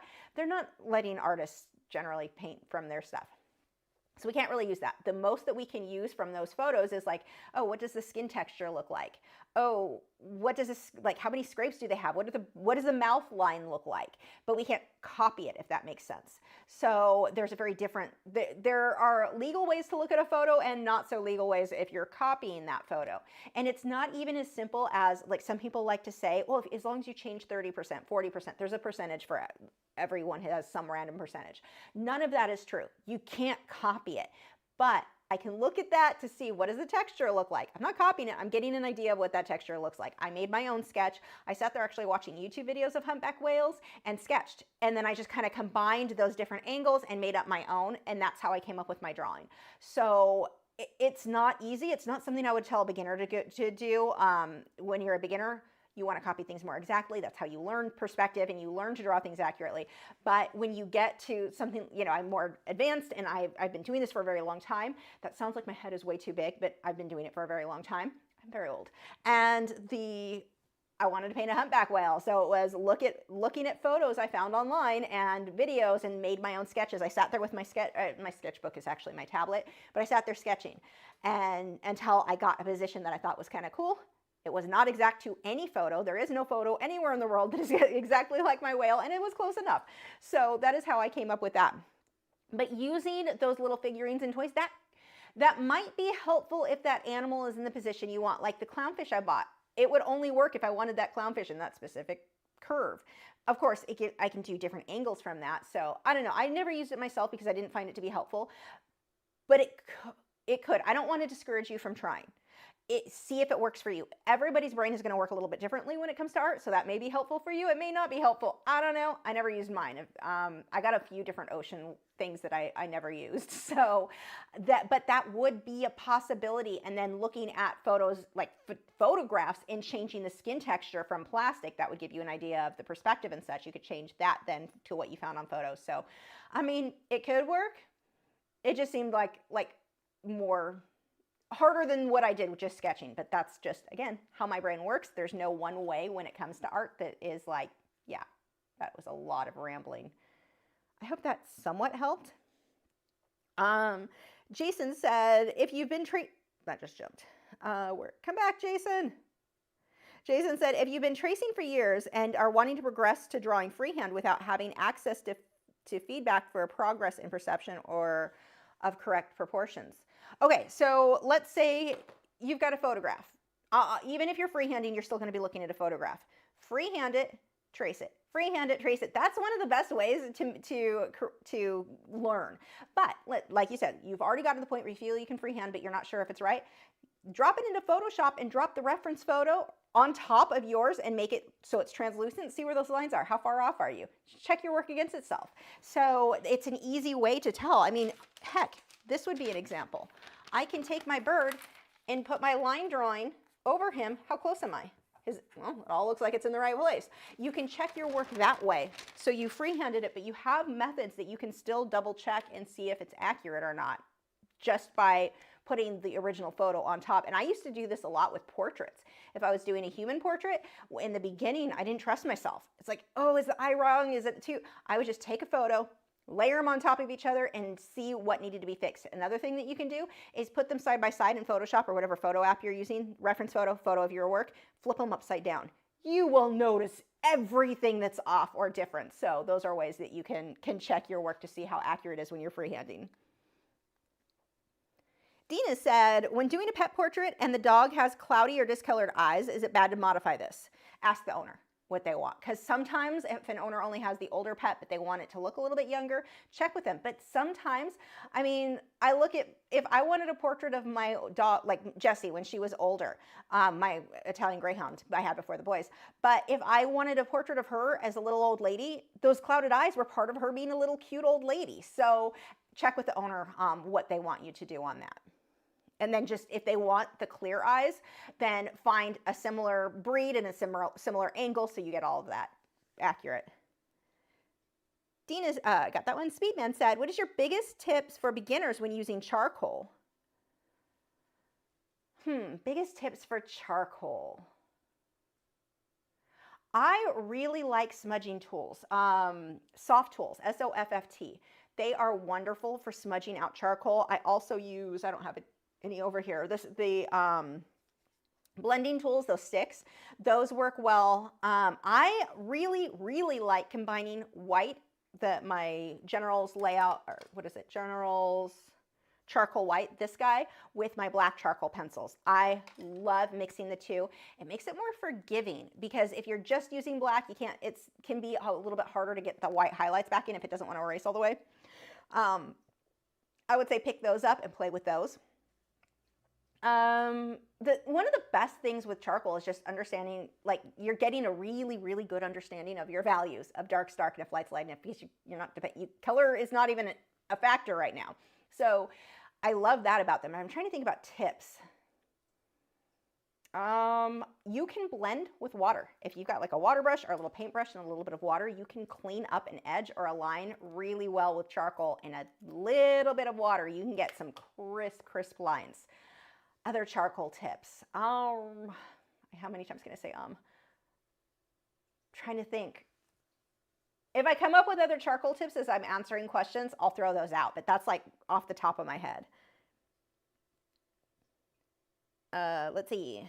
Miss B. Pot said, what is your opinion about using gesso on the board before painting? Well, in this case, this is already, it has gesso on it. It's already pre-primed. There would be no benefit. It's already so smooth. So like in the watercolor canvas board. So this guy, seriously, I'm super proud of how he came out for a little over an hour. But that would not need it. There'd be no benefit. I have gesso, or I have canvas boards that are really rough. In those cases, like it has too much tooth, I could put a couple coats of gesso and then sand that down with like a 220, 320, right around there, sandpaper, and make it smoother. But if it's already got, most of what you buy already has gesso on it, and so it won't need it. But if it's too rough, that's an option. If that's the type of board you mean. If it's a board like a piece of wood, and it doesn't have gesso on it, it needs to have gesso, otherwise the paint's just going to soak into it. So the gesso needs to be put down first. And speaking of gesso, that was one of the things, the beginner art groups. It's a bunch of beginners. Unfortunately, it's mostly just beginners giving each other bad advice. So like one guy, somebody was asking if they needed to gesso their board or their canvas. And the answer to that, just in case anyone's wondering, is most canvases are going to come pre-gessoed, pre-primed. If they're white, they already have gesso on them. If they're linen colored, they don't have gesso on them. You need to put a gesso over it. Otherwise, the paint's just going to soak into the fabric. But gesso, real gesso, it's made so that like the paint grips well to it and it grips well to the if it's a good gesso. It'll grip well to the linen or to board. It's just good for the longevity of your work. Again, if you're getting it, like my Fredrix Canvas, they have a wonderful primer that they use, or gesso, so I don't have to worry about that unless I need to smooth out a canvas. But if one of the things that they said in this group, this guy told somebody that you don't need to, or don't go buy gesso, go to the hardware store and get matte latex acrylic paint and just paint that because it's cheaper. Do not use hardware store supplies in your artwork. Story time. I, years ago, thought I could get hardware store linseed oil for my oil paints. And about 6 months later, so I don't remember how long it was, but you know, within a year or so, the linseed oil started to raise to like the surface of it almost looked like it no longer was dry, and it had drips, these big yellow drips running off, and it was smooth when I finished, but it came to the surface of it did not play well. It is not an art supply. The hardware store does not have art supplies. Like, okay, the paintbrushes. I do like the paintbrushes. Some of the cheapy hardware store paintbrushes, I use those. But somewhere they're in here. But for the most part, like any paints, anything, they're not intended for fine art. They're not intended to last that long. So, you know, you're doing an outdoor mural or a wall mural, sure, you use wall paint because it's hardier, so there are benefits in that case. But like when you're doing fine art on a canvas, that isn't Liquitex, matte Liquitex paint or latex paint is not a primer. It is not gesso. And even the primer that the hardware store sells, I wouldn't go with that. It's not the same. It's not intended for that. That's intended to stick to drywall. We need it to stick to a canvas. That it's not the same. And the question had been, they were worried about, or somebody told them if they didn't use a gesso that the paint would flake off or chip off or whatever. Yeah, if you're using house paint, there's a much higher risk of something peeling or chipping because it's not that's not the intended use. If I'm doing a mural, sure. Canvas, no. So watch that with the advice these beginner groups give are just like, oh my God. But I also have a personal rule where I'm not going to argue with idiots, so I'm not going to counter the guy. I looked at his other post. Also, when you're in a lot of these art groups, when somebody's giving you advice like that, check their artwork. If it looks like they painted it with their feet, they probably shouldn't be giving you advice. They don't know yet. And I'm not saying they can't become amazing. They're sure as heck not there yet, and not in a place where they should be giving other artists advice. And sometimes they're just regurgitating what other artists have told them. But in these groups, it's like this circle of bad advice, bad advice, bad advice, bad advice. Like it's just, that's all that is getting spread in these. And it's just painful. So it's very frustrating. But anyway, that's just, I've got a little rants today. Let's see. Oh, Nick sent me the photo. Okay, she said I can show the photo. Oh, of the rays of light, but I don't know if I can pull it up on here because if I don't have Discord, I can't. I'd have to email it to myself. It's a whole thing, and I don't remember if I put Discord on this computer. No, I don't have it on here. Oh, wait. You guys told me before I could just get it on this. In my browser. Oh, it's working. Yay. Okay, so this is the photo. We're going to go back to the question about the rays of light. And this is actually really helpful.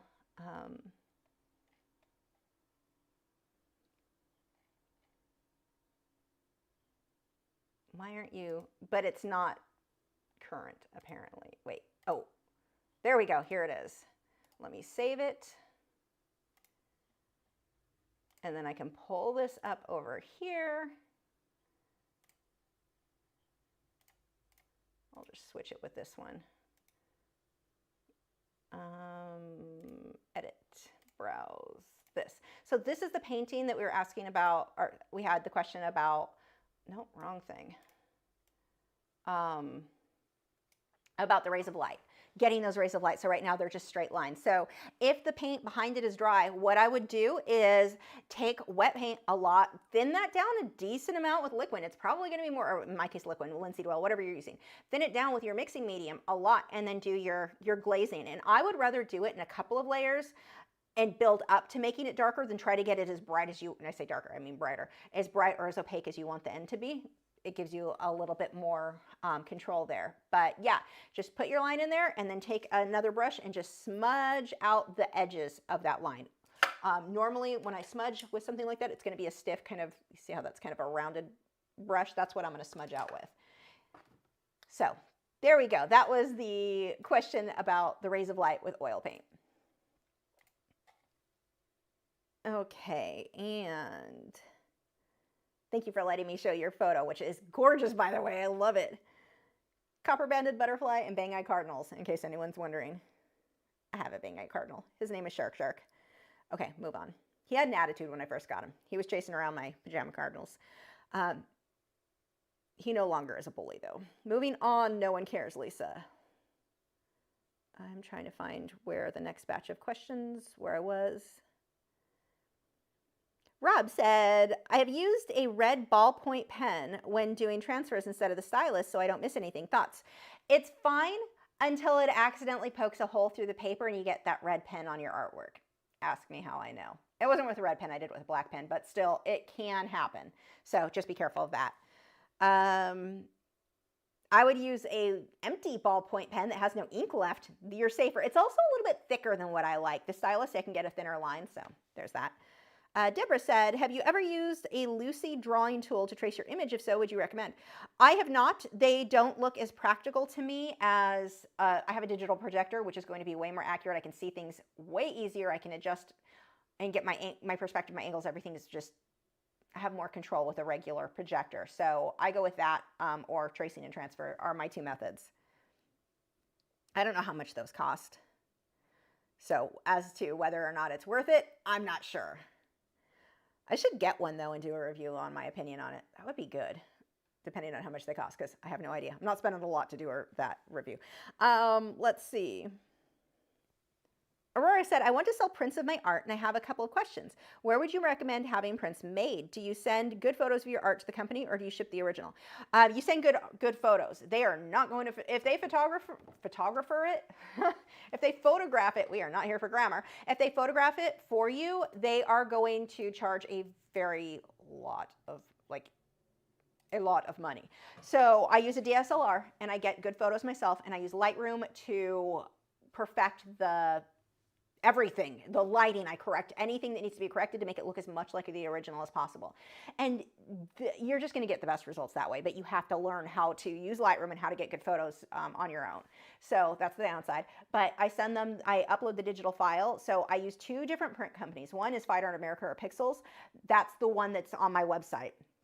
They've got different qualities, whether it be a poster, a print on canvas. You got all kinds of different quality or different, quality.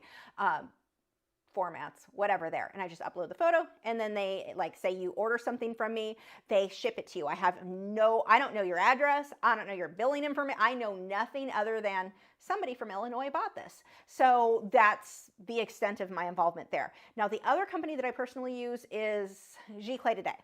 These are going to be my highest quality prints, but I only offer them in, at art shows where I sell them in person, because I don't want to ship things to people.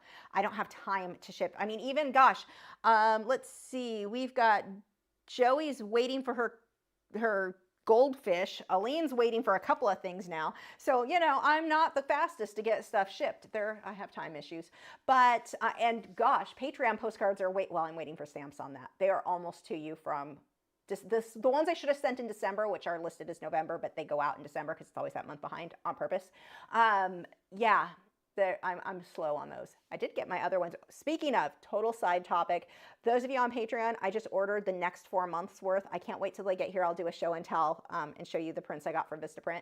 But the Vistaprint, now talking about them, I'll do that for postcards and for mini prints. But large prints, that I go with Giclée Today if I want something in person. And I like their matte, what is it? Matte rag, something. It's beautiful. The quality is amazing. Crap customer service, but oh my God, the quality is amazing. So I've only had to deal with them once, and I did not leave that conversation feeling better. But anyway, there wasn't a problem with the order other than it got lost in shipping, and there was a problem with that. And they were basically like, well, you should have ordered sooner. I'm like, what are you talking about? I ordered like a month and a half ago. How was I going to know that that was going to take you longer than that? But whatever.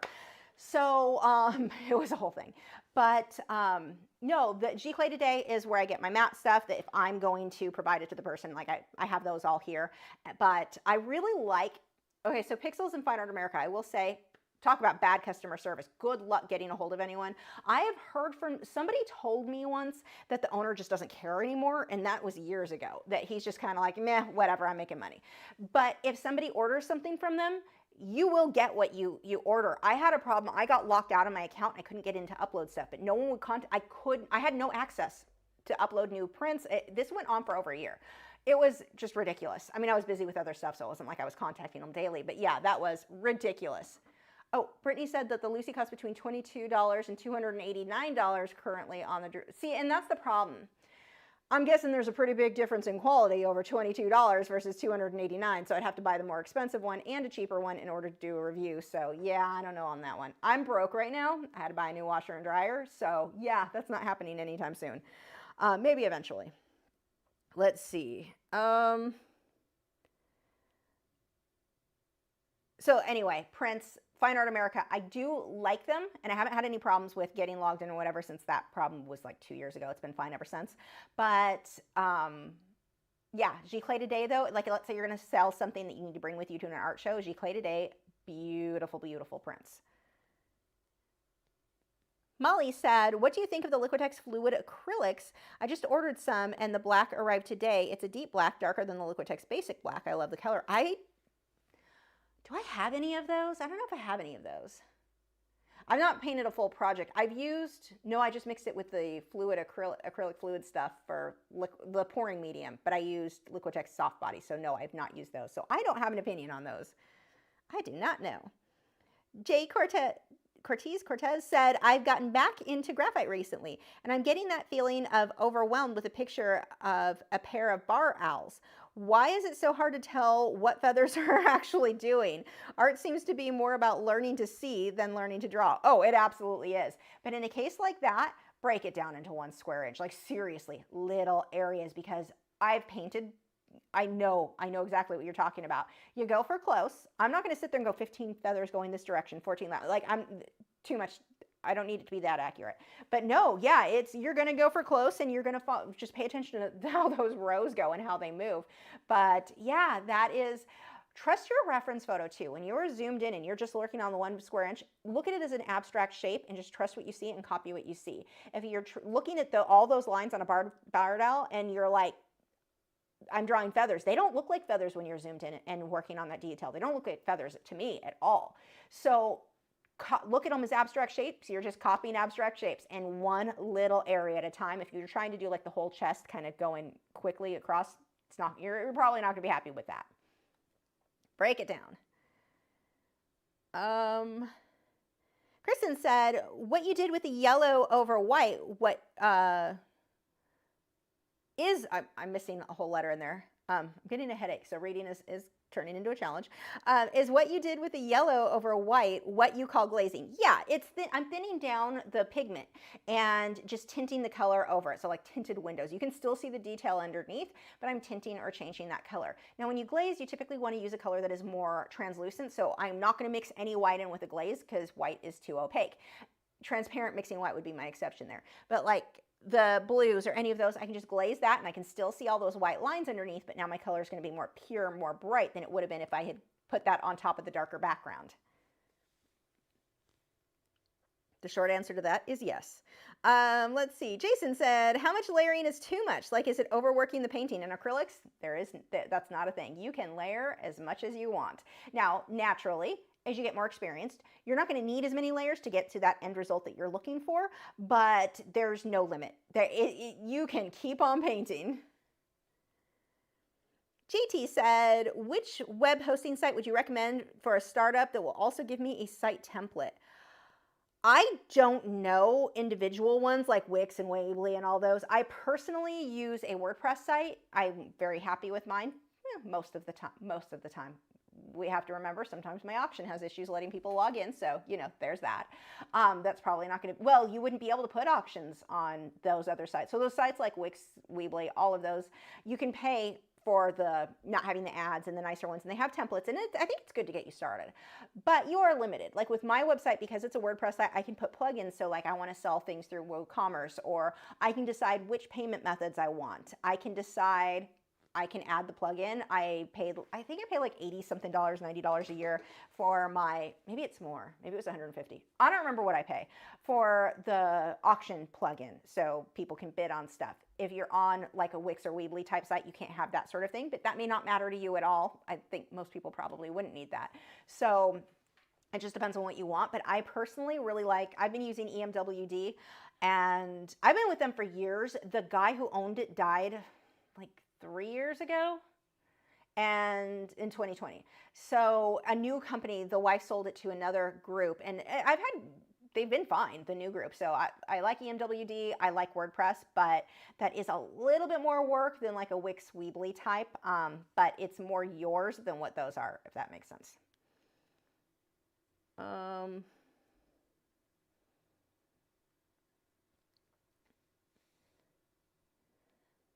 Let's see. Molly said, I just got the Liquitex Fluid. Okay, I got that one.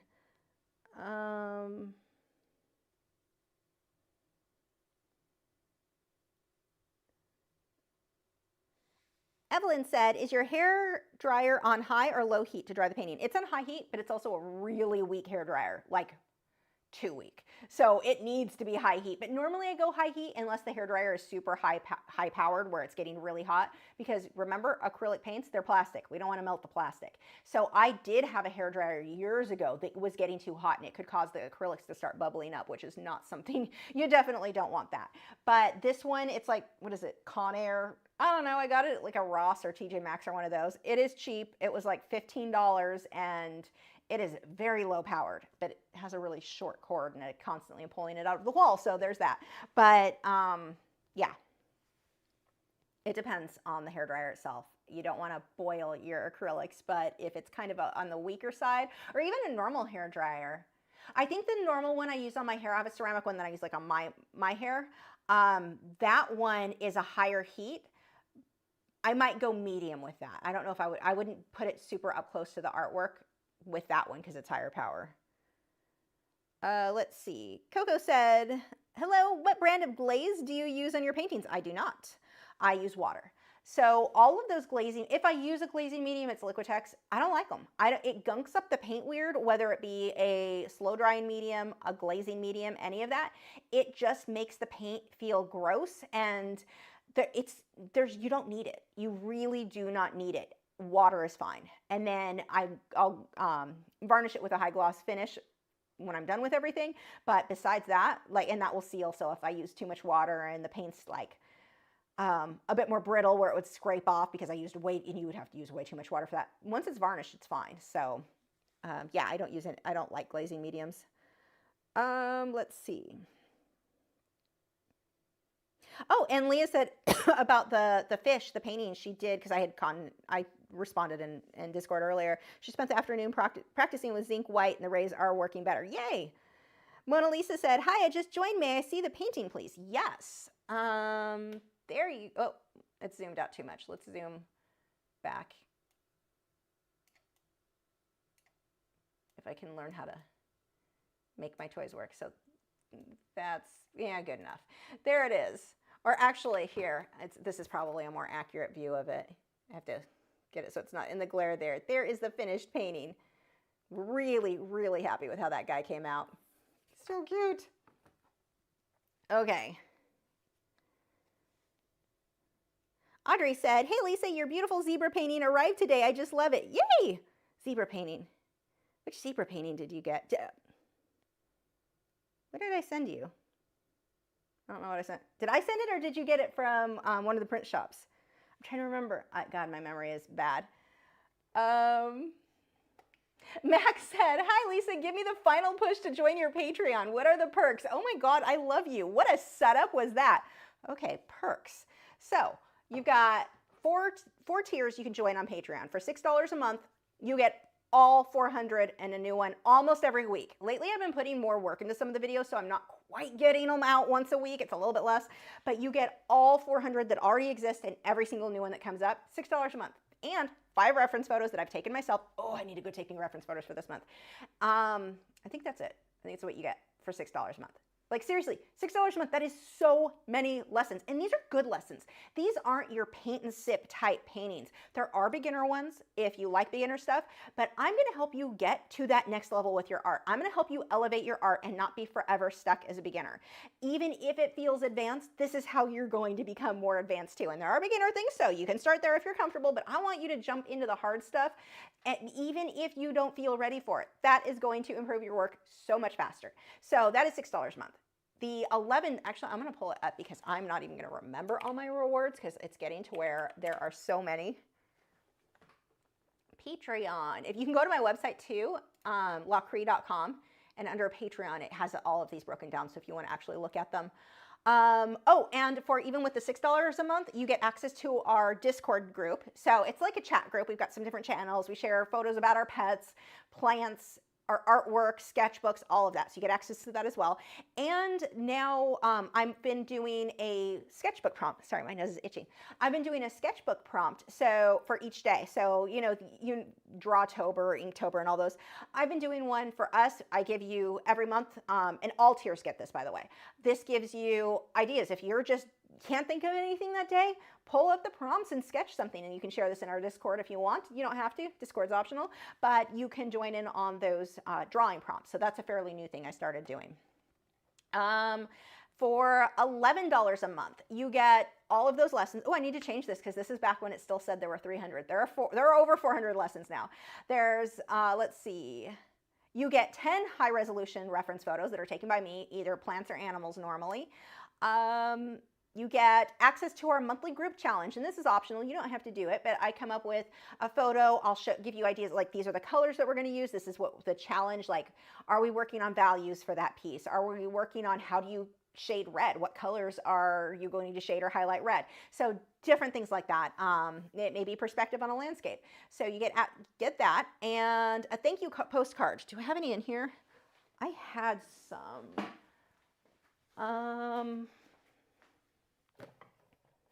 Hold on, let me go grab those. Stay there, boys.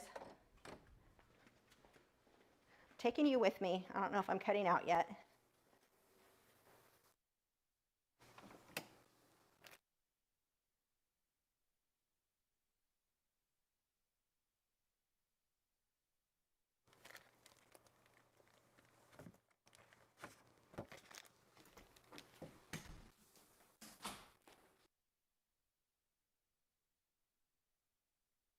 In case anyone was wondering.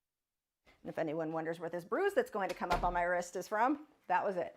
Okay, so for the $11 a month, you get a postcard every month. Sometimes I'm always late. Not sometimes I'm late. I'm just always late. So this was the one, this was November, so this one should have gone out in December. I'm waiting for stamps right now. But it'll have one of my paintings or drawings on it. Little like saying thing for artists in the back, a quote. And yeah, and then the next tier, and those can be shipped worldwide. The next tier for $16 a month, Aqua membership, you get all of the previous stuff, so all those lessons, you get the 10 high resolution photos, group monthly challenge, the thank you postcard, and you have permission to use, so I have a lot of animals. I have red-eyed tree frogs, I have dart frogs, I have my greyhounds, I have a bearded dragon, I've got a snake, I've got my reef tanks. I have a canary and a chicken. Well, chicken's a cocktail, but anyway. If I post that online on my social media, you can use that in your artwork. You have full rights to use that, sell, make prints, whatever, of that artwork that you make from those photos. So it basically gives you some extra reference photos. You get a downloadable coloring page, and you can use that if you wanted to paint Inktense over it, whatever. I need to do a lesson showing how to do that. And you get my cost on prints from Pixels or Fine Art America. And for $22 a month, so the top tier gives you the postcard, but these come in a really cute envelope. Along with all those previous rewards, you also get a mini print each month, which is like this. So of one of my paintings or drawings. So there's one of the mini prints and the card, obviously. And you also get a little sticker. Like this one has glitch on it, says layer till it looks good. It's a little art sticker. And yeah, that is, and then all the previous rewards in addition to that. And your postcard in that case is kind of cool because it comes, not kind of, it really is cool. It comes in an envelope. So the postcards, when you have a postcard shipped to you, it goes through the mail. You're going to have marks on it. That's just how postcards work. But when you, on that top tier, all those things come in an envelope. So they're not very likely to get messed up. So that is all of the Patreon tiers.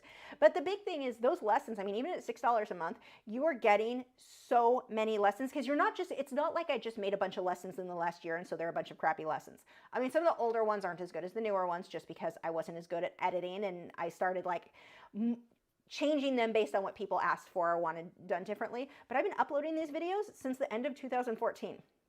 I've been doing this longer than most of the people doing the Patreon, and that's why there's so many lessons. Not because I rushed through them. They're just, you're getting my entire library. So I think that is it.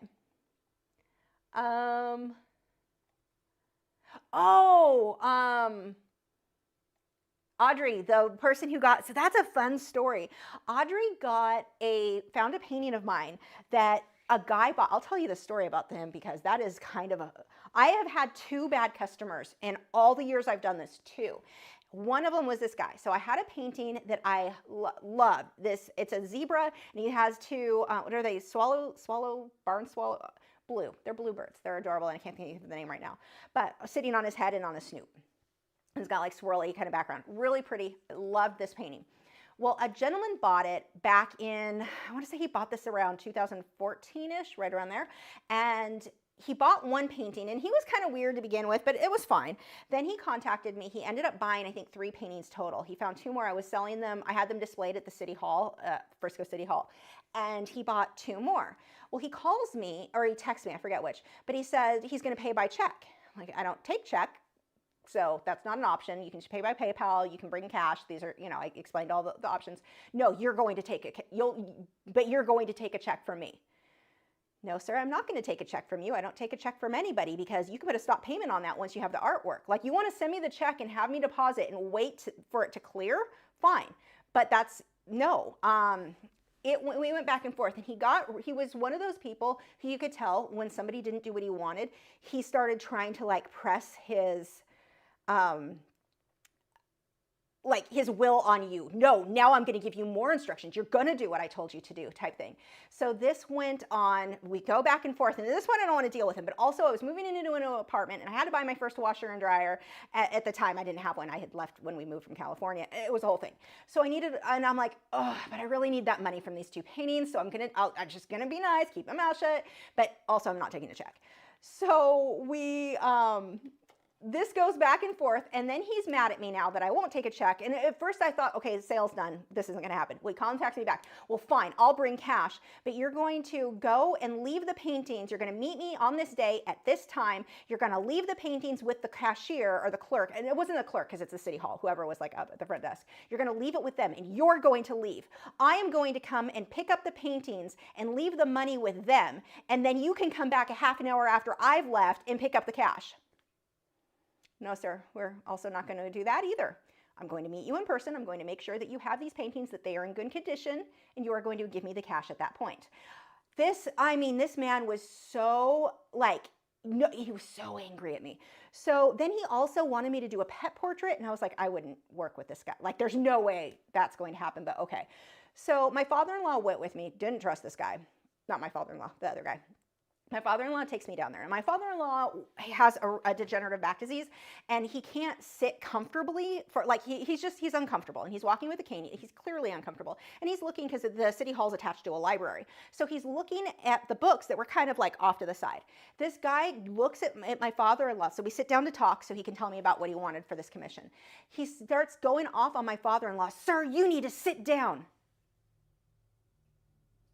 Excuse me? You do not talk to my family like that. So I looked at my father-in-law. I was like, John, no, you do whatever you want. Like, no.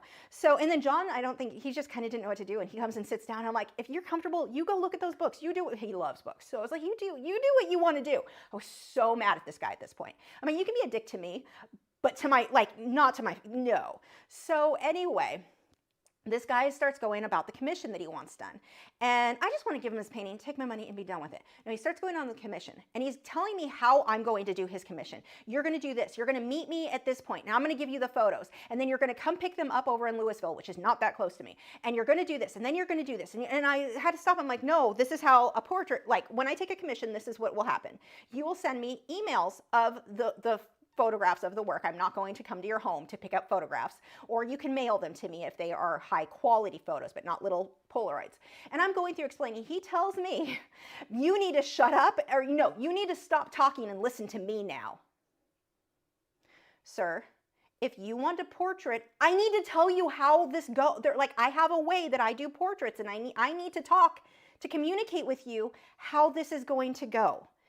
So he was so determined to make me do things. I was going to go to his house in Louisville, which again, not close. And I'm like, I don't drive, so that is not going to happen. You're going to do this, and then it's going to be done by this day. No, you can't determine when it's going to be done. I will let you know how long that will take me.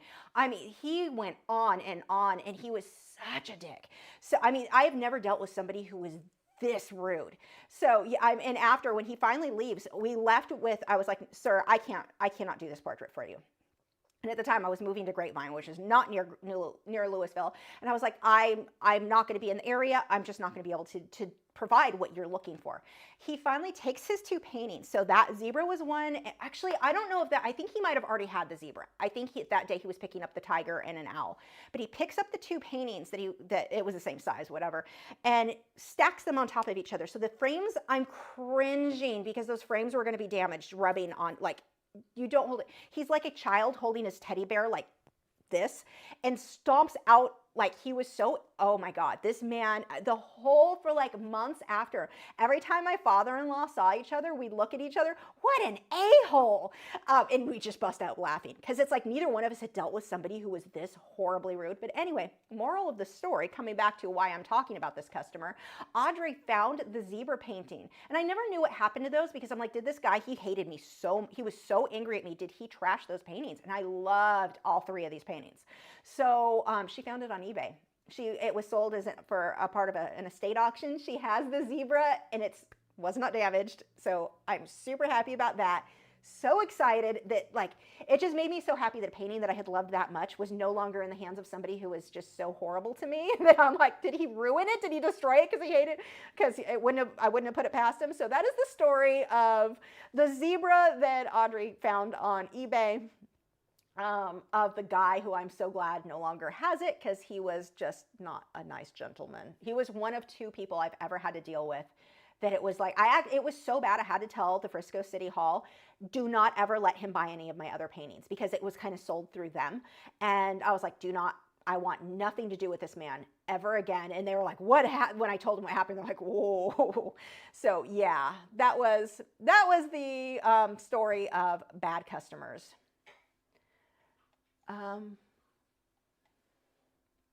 Let's see. I can't believe you found that on eBay too. That's so cool.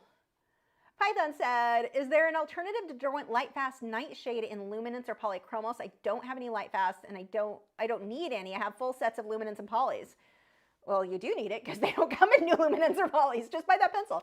Get Nightshade and get Purple. Those would be like my two must-haves when it comes to colored pencils and Lightfast. And you can buy them individually. Go to like Blick.com or Jerry's. They sell them individually. Just get those two colors then, because they're not available in other brands, and they are musts. They're so good. Let's see. Leah said, I'm loving the sketch prompts. They're fun. It gets you out of your comfort zone, really helping my freehand drawing. Yay, that makes me, oh, I just got goosebumps. That makes me so happy to hear. Like, seriously. Can you see my goosebumps? I'm a dork. I don't leave the house, if you can't tell. Let's see. Fly Me to the Moon said he sounds like a thief. I don't think he was a thief. I think because he was older, he was just used to writing checks for everything and everyone accepted checks. But now we're in 2014. We have other ways that we pay, and I couldn't afford to risk somebody writing a check, and especially in this case, with how mad he was at me, oh, I had no doubt he would have put a stop payment on that check. Like, no, we're not doing that. So, yeah, that guy was just, yeah, that's exactly. Starving Artist Collector said, what a controlling, and that was what it was. He was very controlling, and I wasn't, that doesn't work on me. I will push back just as hard. Like, you can't, that just isn't going to work. So, yeah. Let's see.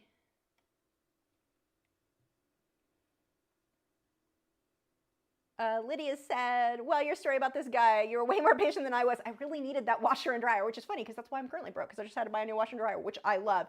Who would have thought? My husband said I'm the biggest stereotypical like wife because I'm so excited. He's like, you're not supposed to be this excited. Like, that's the how people joke about, oh, don't buy your wife appliances for Christmas or whatever. I'm the one who's like, what? I want give me that for a Christmas. Anyway, yes, I am ridiculously excited to do laundry constantly because I have a new washer and dryer. But anyway, apparently that is the theme of today's live stream.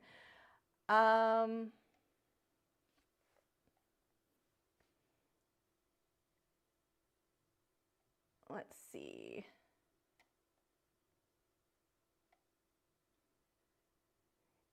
DJ said, great stream, creepy guy, beautiful warbler. Thank you, all mods, and thank you for hanging. Yes, thank you to the mods. Check out their links. They're in the video description to all. They all have YouTube channels here. Amazing art, live streams, everything. You want more art? Go check out all of their links. We've got collective, Clark Fine Art. My brain shut down. Clark Fine Art. We've got Nick Edgar, and we've got Joseph Fincham.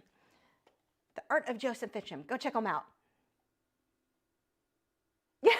Art by MB said, I called myself an adult the moment I got excited over a vacuum cleaner. I know, it was funny, total side. I know the live stream's over, I'm wrapping this up, but I remember seeing the ads from the 50s, and it's like, get your wife this new Hoover vacuum cleaner. It shows her all happy, you know, get her that for Christmas if you really want to make her happy. And everyone all mad about a woman wanting, like, obviously that's just so offensive. No woman wants that. I'm like, what are you talking about? I would be ecstatic if I got a new vacuum cleaner. Like, what are you, why are people against that? That's an awesome gift. Get me the appliances. So I just spit because I was so excited. But I really like appliances. I like to clean. I don't like to clean. I like things to be clean, and I like things that help me clean things better. So yeah, I'm a dork. I don't get out of the house much. Anyway, thank you guys so much for joining. Let me know, leave comments of what you want to see next week. I don't know if it'll be next week. We need to do some landscapes because looking in some of these beginner groups, some people need some help. And so I definitely want to do some beginner landscapes to like get people started off on the right foot. So there we go. Art by MB says, I like power tools. Oh, that's next on my list. I want a saw. I have projects that I want to do. And again, here we'll do one last look at the guy. And I don't think he's sold, which means I get to keep him unless someone messages me that they couldn't get a bid in and they want him. It happens sometimes. Let's see. Oh, we have one more. Hold on. Snow said, what do you think about using removable varnish on paintings? I've never used it, so I really don't know. I can't say. I like the idea and I understand the benefit there, but I don't know, like, how does that, I don't know. I've never used it, so I just don't have the information. Nick said, I need new Patreon commercials for the live stream. Absolutely, I do. And I've got to do some new, we got that in a second. We also have to, I need some ads. Once my new merch comes in, when I ordered myself some sweatshirts, so I'll be doing some really dorky modeling of those. So I've got some new, I definitely am going to be working on new ads. And then, okay, I got that one. And we have a quick super chat. What a fun way to end, from CSM Steph. Do you boys want a super chat? Oh, I guess that's a yes. That did not take them long. You want your last super chat? I should not bend over like that on a rolling stool. That flies out behind me. I'm going head first into my computer. Good boy. Say thank you so much, Steph. I'm just saying Steph because I don't remember the first ones. So anyway, I was using watercolor pencils with regular colored pencils. Archival. If the watercolor pencils are light fast, not all of them are. And even within a set, there's no set that 100% are light fast. You have to pick out the ones that are. If you do it as your base layer, let that all dry, colored pencil on top, but you cannot go back over it with watercolor. Water-based products first, oil-based, wax-based pencils on top, and that's it. So, but yeah, they are archival as long as they're light fast, and watercolor first, colored pencil on top. Okay, thank you guys so much for joining. I will see you next week. And yeah, we've got to figure out what next week's project's going to be. So I will see you then. Bye.